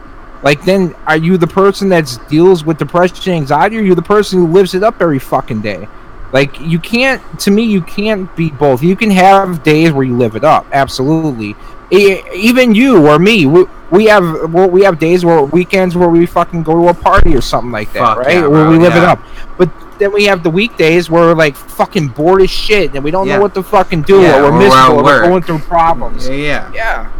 Like, I feel like I I cannot stand that right now. Right now feels like a more disingenuous time in just every art form than ever Narcissistic before. culture is what caused it. I'm telling you, narcissistic culture caused it. Yeah, that's true. Because you want to make yourself look as good as possible in every type of scenario. I'm the shit. I'm the best. That's in everybody. I think that's in everybody. But I think it was sustained, and it didn't come out because of the fact that we didn't have a platform to all of a sudden release that inner ego that everybody has. And now it's gotten out of hand. Now you have 90-year-old and 10-year-olds fucking doing the exact same thing, acting like they're the shit, and their opinions are the most important opinions you'll ever hear. I want to hear opinions. I don't think my opinion is the most important opinion. That's being a narcissist. I want to hear other people's opinions, but I think the two most important things are facts, and the other thing is coming to an environment with an open mind. Yeah. Being willing to listen. I don't like Joe Rogan gets on my nerves sometimes because I feel like he caters to whoever his guest is. He changes his opinions based on I thought about that too recently. is. He definitely does, because if there is somebody who's leaning to the left on his podcast, he's automatically leaning to the left. If there's somebody who's on the right on his podcast, he's leaning to the right. Like, it doesn't matter what he's saying. But real quick, I tweeted this the other day because I was thinking about what you know, the whole narcissistic culture thing, and I think what really drives it is now more than ever, people are lacking meaning in life, and a lot of people think that they create their own meaning. And whether you do create your own meaning in life or not is up to another debate. But since people do believe that, then the next question would be, at least in my mind, does it truly mean anything if it only means something to me? And I think that's what kind of drives this narcissistic culture, is that question. Because when you ask that question, well, if it only matters to me, does it really matter? The answer is no. In history, we don't remember the guy that fucking did his job every day and went home. We remember the guy who started up shit, did the revolution. We remember the guy who put his neck on the line and fucking did something big. So and something big is categorrized like everybody remembers Abraham Lincoln, but nobody remembers his secretary. Exactly. And and generally something big that will make you remembered in history is something that has to do with other people, because either you freed other people, either you did something to leave an impression that lasts among other people, maybe you donated to a bunch of charities and you're known for your charity, whatever it is. Generally what people end up being known for in history is something to do with other people, whether they conquered other people, whether they helped other people, whatever it is, it has to do with other people. And so everybody now is trying to make it so that what they think their meaning in life is supposed to mean something to everybody else. So if you think that your meaning in life is to be a rapper, then to you, you're only going to be satisfied with that. Well, at least to the people that I'm hypothesizing about in my mind, is to them the only time that they'll be satisfied with being a rapper is not when they're making raps, but when people also say, yes, your purpose in life is to make raps. That is your purpose. Like, once you have that acknowledgement that what you want your purpose to be is your purpose, then you're gonna feel satisfied in life. And I feel like that's what's kind of, so that whole question of, is it, if it's only meaningful to me, is it meaningful? I think that's kind of what drives our whole narcissistic culture.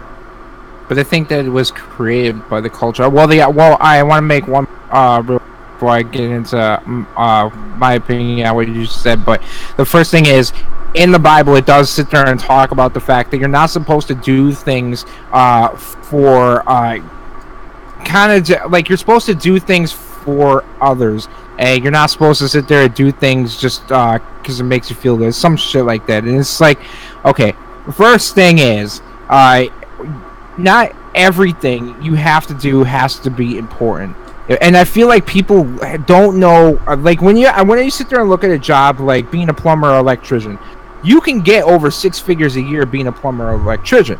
You can, but they're not glamorous jobs. They're not fucking jobs, like you said, where people are going to remember that person. But who the fuck cares? That's a narcissistic thing, a tendency where you sit there like, unless everybody remembers me and I'm famous, there's no fucking way that I can live a satisfied life. Why? Why is that like that? Why wouldn't you want to make the real people, the people who are there for you, the people who care about you, love you the way that you are, and whatever income that you fucking bring in, it doesn't matter to these people. They only care about you. Why wouldn't you want to sit there and make sure that you're doing things for those people, not people that you don't know, not random people on the internet? And this is a problem, because this is why entertainment industry has fucking changed too, because they've gone out of their way to make everybody happy. But when you fucking try to make everybody happy, you make, ultimately at the end of the day, nobody happy. And that's such bullshit when fucking people sit there and try to cater to everybody. You can't do that, because at the end of the day, you're being fake to yourself. You're being disingenuous with yourself, because you don't know who you are then. Because any time that you just meet somebody different like Joe Rogan does, and you cater to this person, then who the fuck are you as an individual? If you have no opinions that you stand firmly by and that you believe in, and that your close friends are happy, like, dude, I'm happy he's like that, because that's what makes him him. You know, don't fucking cater to everybody. Just do you and be happy. And you need to. And the other thing too is, people just don't fucking take the time to meditate and ask themselves, why do I want to do this? Why do I want to get to this point? For me, I fucking want to write a book. And I fucking keep postponing it. And I ask myself, why do I want to write a book? I don't want to write a book to make everybody happy. I don't want to write a book to cater to everybody. One of the primary reasons why I want to write a book is so I have something left behind that maybe a grandkid or somebody, some kid who all of a sudden discovers and sits there and finds, and it helps change their lives and helps mold them into the person that they're going to be. But it's not to cater to everybody. It's just that one random person that can change their life. That I'm fine with that. I don't need everybody to be happy, because I'm never going to make everybody happy. That's why I have the opinions I do, because it's from me. It's who I am. This is the way I think, and this is the way I operate, and I'm okay with that.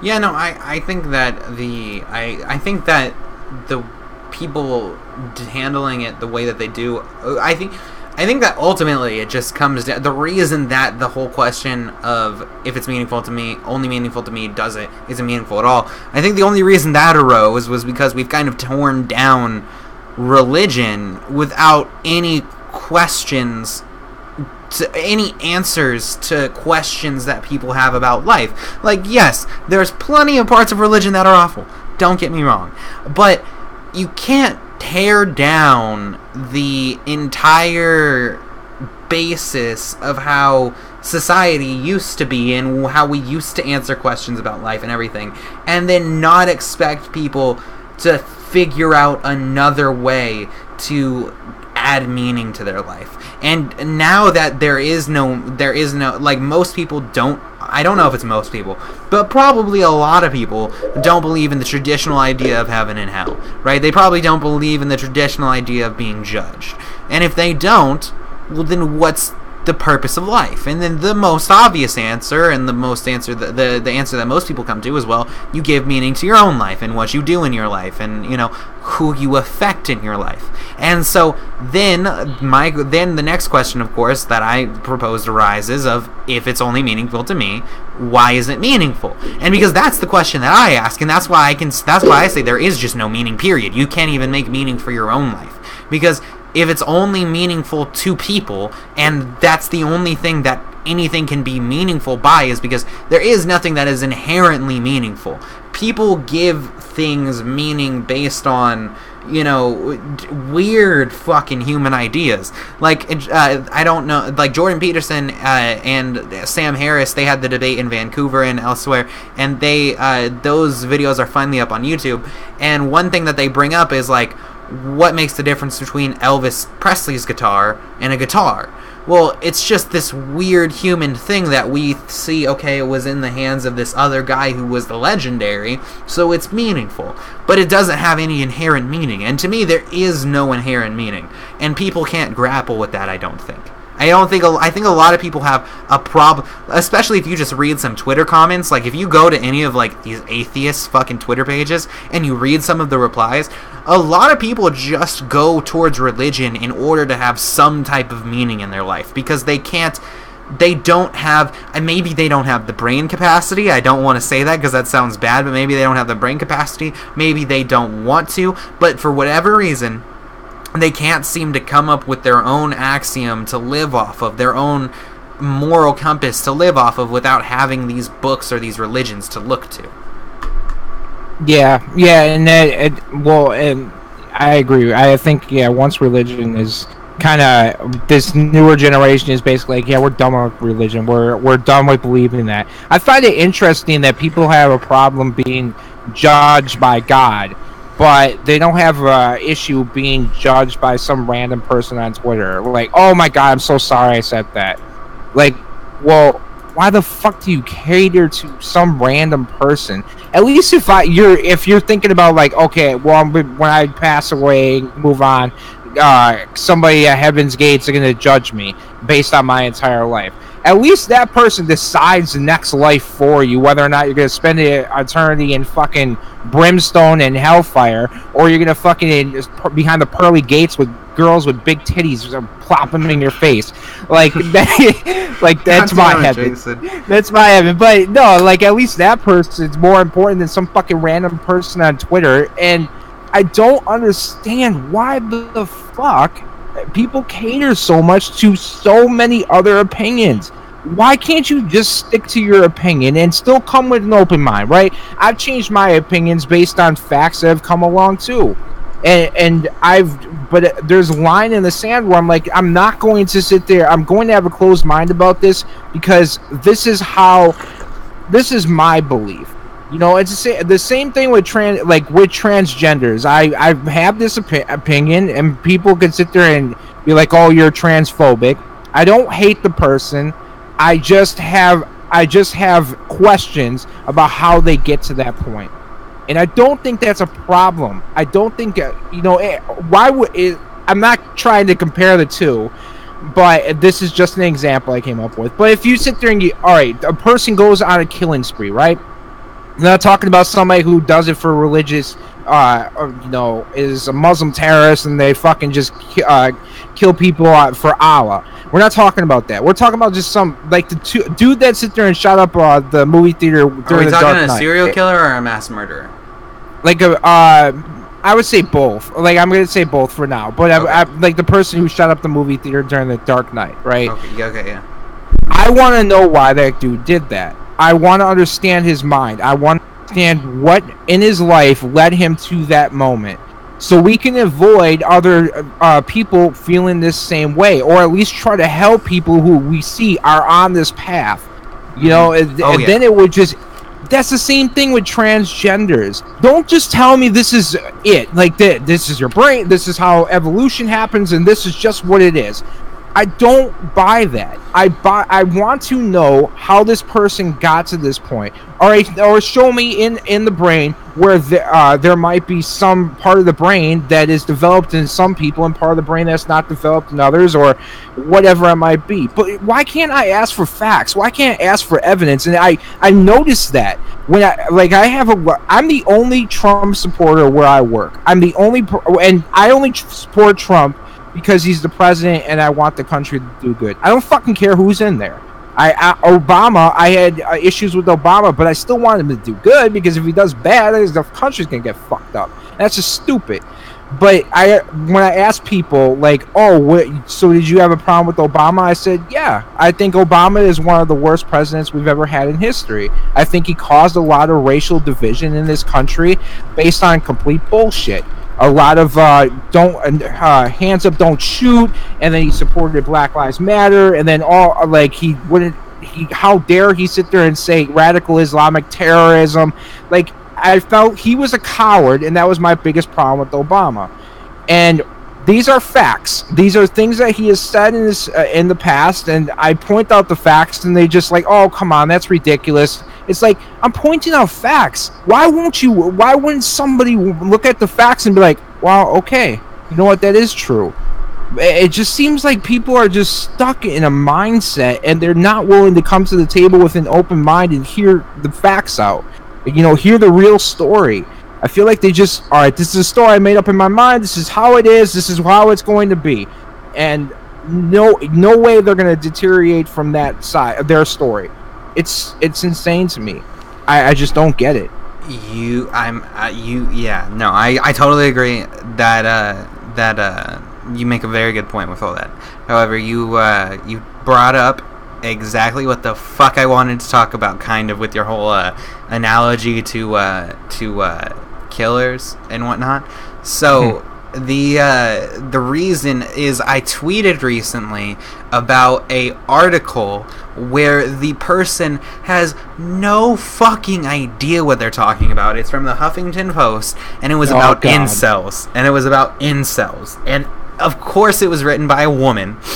And the woman was trying to say that basically incels are a product of toxic masculinity. And I was like, this bitch is so basically what she was saying is that men are socially engineered to want to have sex. Nothing to do with biology.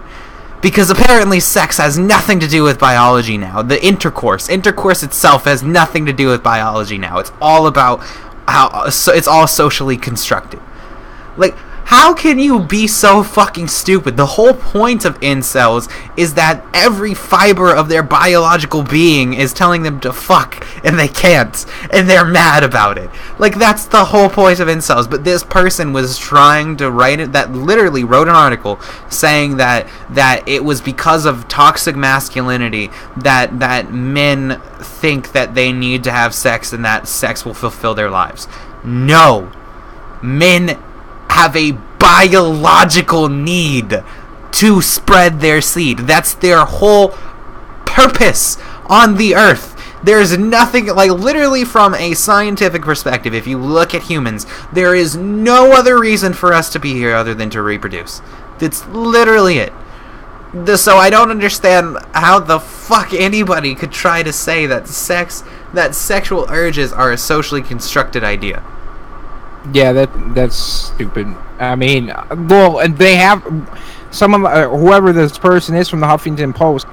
They almost have to sit there and say it's socially constructed because of the fact that, well, if they don't, it's based in biology. Well, then all the transgenders who sit there and claim that they're women who can't get pregnant, all of a sudden they're like, well, no, it's a social construct. Don't worry, like it's not you. You're still a woman. Like, that it go all of that shit all of a sudden goes out the window. Like, I think that's why I don't know. I don't understand women anymore. I'm just gonna be honest. I wish I could sit down I feel like women would sit there and somehow take this wrong or find it weird, but I would want to honestly sit down, any woman, and I would want to sit down with Tess Holiday. All right, and everybody knows how I feel Tess Holiday. Everybody knows how I feel about Tess Holiday. All right, okay. But I would want to sit down with her and ask her, at what point did you sit there and say, fuck it, I don't need to diet anymore. I don't want to diet anymore. I'm happy just eating whatever the fuck I want, and I sit there and think being this large is not a problem or an issue. And I would want, don't you worry about the health complications. Don't you worry about the fact that a lot of obesity has been linked to cancer and diabetes and heart disease and all these things. You don't worry about this as an individual.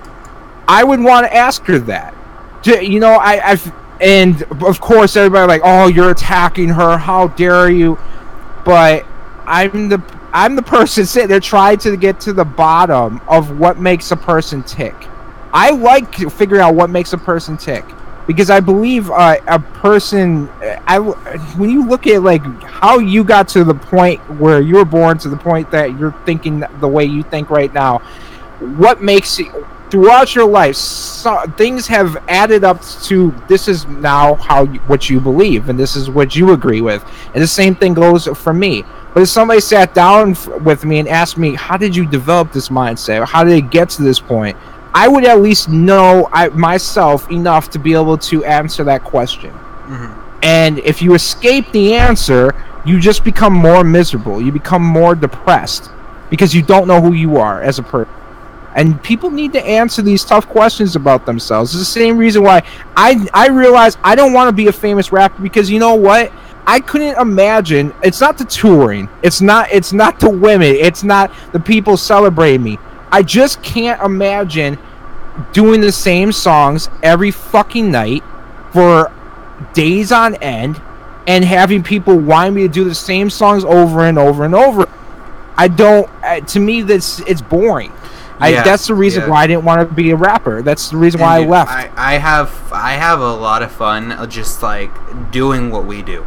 Like, I have a lot of fun with just having our small little fucking audience and that we stream to every week, and then we fucking make a couple songs that a couple people listen to, and that's it. Like, we don't have to worry about backlash. We don't have to worry about what we say getting misconstrued by a larger audience. We don't have to deal with people fucking death threatening us and all sorts of other shit. It's like, yeah, if all of a sudden the podcast took off, that would be a blessing. Like, don't get me wrong, but the way that we're doing it right now, like, I feel like a lot of big, like, it's funny because a lot of little YouTubers look forward to the day when they're big YouTubers, and a lot of the big YouTubers look at the days when they were little YouTubers as the golden days. So, like, I kind of look at it like, and especially because, like, with, like, VidMe was trash, don't get me wrong, but I had a good little bit of success with that in getting, like, at least a 30 comment a video fan base where I would have 30 different people that would tell me what they thought, and having just that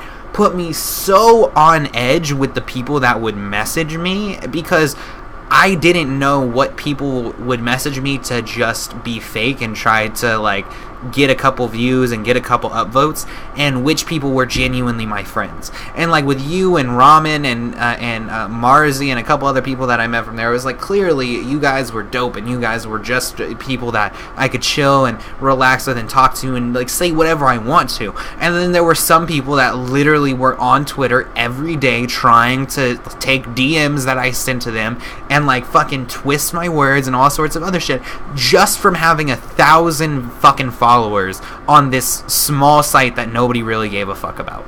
Like that. So just thinking about that makes me, like, really love what we get to do right now. Just say whatever the fuck we want, not have to deal with it being scrutinized, get to put out what content whenever we want, however we want, and we can just make whatever we want. Because, like, when I had that audience, that decent, that, like, not decent, but that small size audience, but, like, enough where I felt like it was an audience, I felt like I had to stick to a formula, and I did. I tried to, you know, keep turning out the same types of videos, but, like, when, like, with this, like, I feel like we could do whatever the fuck we want to do. If we wanted to add skits in, if we wanted to add animations in, if we wanted to add wanted to start doing skits separately in videos, if we wanted to continue to make, you know, more songs, whatever the fuck we want to do, we have free range to do, because we're not dedicated to any one type of audience or one type of video.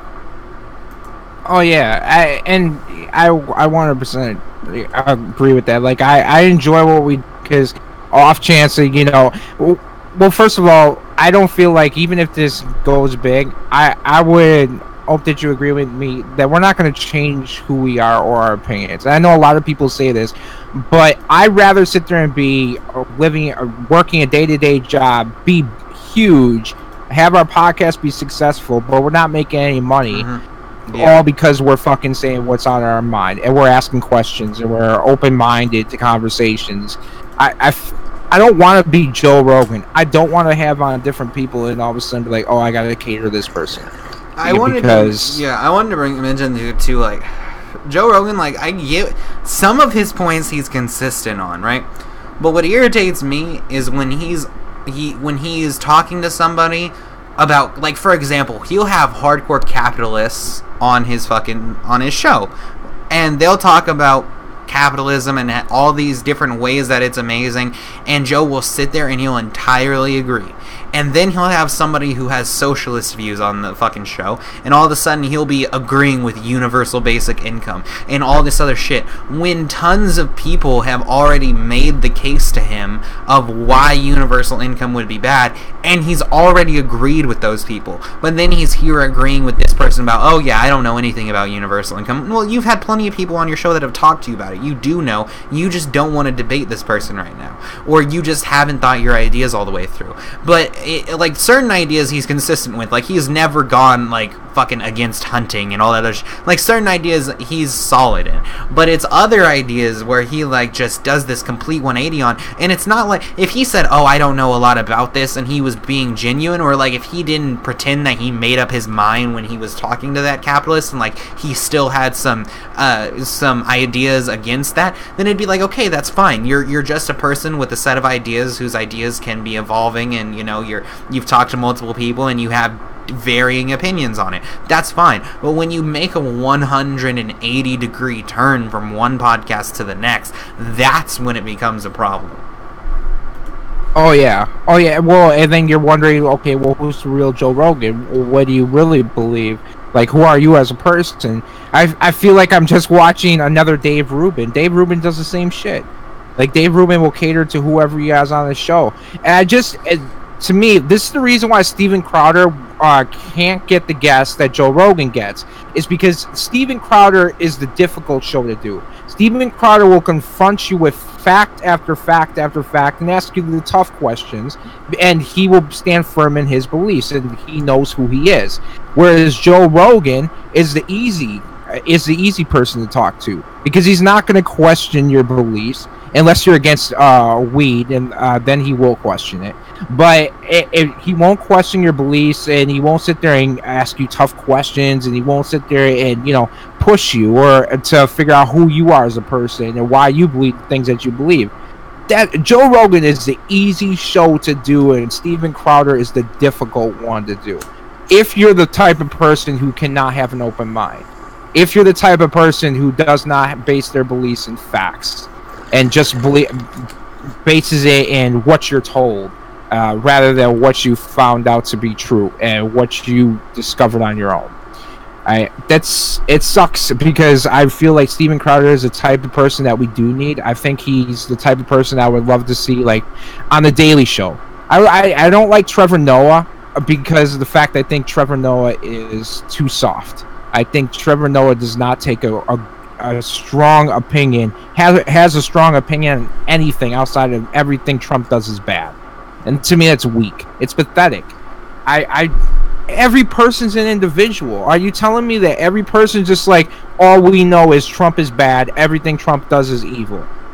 Well, you have no opinions outside of that? You don't think about things? Like, that's a pretty sad life if you don't sit there and start question things. Don't you feel like a slave then, mentally? If you're at that point? I know I did, and I know I do with certain things. Even when I sit there and believe in things like, okay, this is bullshit. The first thing we were talking about with the one chick coming out and saying Kavanaugh raped her or sexually assaulted her. If I sit there and look at that in the lens of conservative, diehard Trump fan, no matter fucking what, I will not ever believe this woman and will not even give her the time of day. If I look at it from the lens of a liberal, well, anything Trump does, he appointed Kavanaugh, so Kavanaugh must be fucking evil. There's a middle ground where you can ask the question, all right, I'm going to listen to you, and I'm going to listen to you. And I'll put the facts together and figure out and form my own opinion from that. And I will stand by that. That's fine, but the people are cowards nowadays, and it's because of social media that people have become more cowards than ever, because it's easy to hide behind a screen with opinions than talk to somebody face to face and have a conversation with somebody about your opinions. I agree, Jason. I agree. And you know what? I'm gonna have to get going here. So, but this has been like a 2.5-hour podcast. So we gotta start uploading these. At some point, we gotta start uploading these to iTunes for people to sit there and on the go and sit there and listen to things we're working out or at work. We just gotta start ripping the audio and figuring. It's just iTunes is hard because I don't even remember how I did it before. But you have to do the RSS feed, and then you have to fucking figure out how to get it on iTunes, and then they have to approve it and all that other shit. But yeah, no, I can figure it out again. But yeah, so we need to start just uploading this in general to like fucking everywhere we can. Because I went back to watching porn, so that was... How the fuck did you last for 1 week and that's it? Jason? Who am I to judge? Oh my god, Jason. Here's the thing. We're fucking naturally, we are sexual beings, and it just... I feel like somebody gets sexually aggressive if they don't fucking jack off or they sit You there. can do that without the video help, Jason. You know that? Yeah, right? but it's just so much. You don't have to imagine shit. Like dude, it's like the old days. Like somebody if you told a caveman was jacking off in his cave, right? Mm-hmm. And he was jacking off to some random paintings on the cave walls. And you told this caveman, you gave him a cell phone with Pornhub on it. You think that caveman would ever go back to those random paintings on the wall? Absolutely. He'd be like, 100%. Absolutely not. It's not. God damn it. All right. Well, he would be like cavemen women on Pornhub. That's what he'd be searching for. I'm just gonna say that did not last very long, Jason. That did not last, and that's what all of your girlfriends say of the relationship and of sexual intercourse. But just anyway, thank you all for watching this episode of Non-News Fake News. Jason, you gotta come on, give me a roast. Hit me with a roast. What do you come roast me real quick? Go for it. I mean, I don't know why I never see your camera, so I don't. Oh yeah, because I don't think I can turn it on. Can I? Oh shit, does it work? No, I don't think it's gonna work. No, I don't think it's gonna work. Because it's on my fucking XSplit, so I can't fucking. Anyway, I'll read out. Tim told me on Twitter during this live stream that I look like an 11-year-old. So there you go. There's my roast for me. Thank you all for watching this episode of the Non-News Fake News Podcast. If you did enjoy it, please press that follow button or go follow us on Twitter at JasonNova1 at CrazyRocky. Rocky has a 0 in it instead of an O. That's about it. We'll be back next week. And fuck all of you. Fuck you too, Jason. By the way, fuck you especially.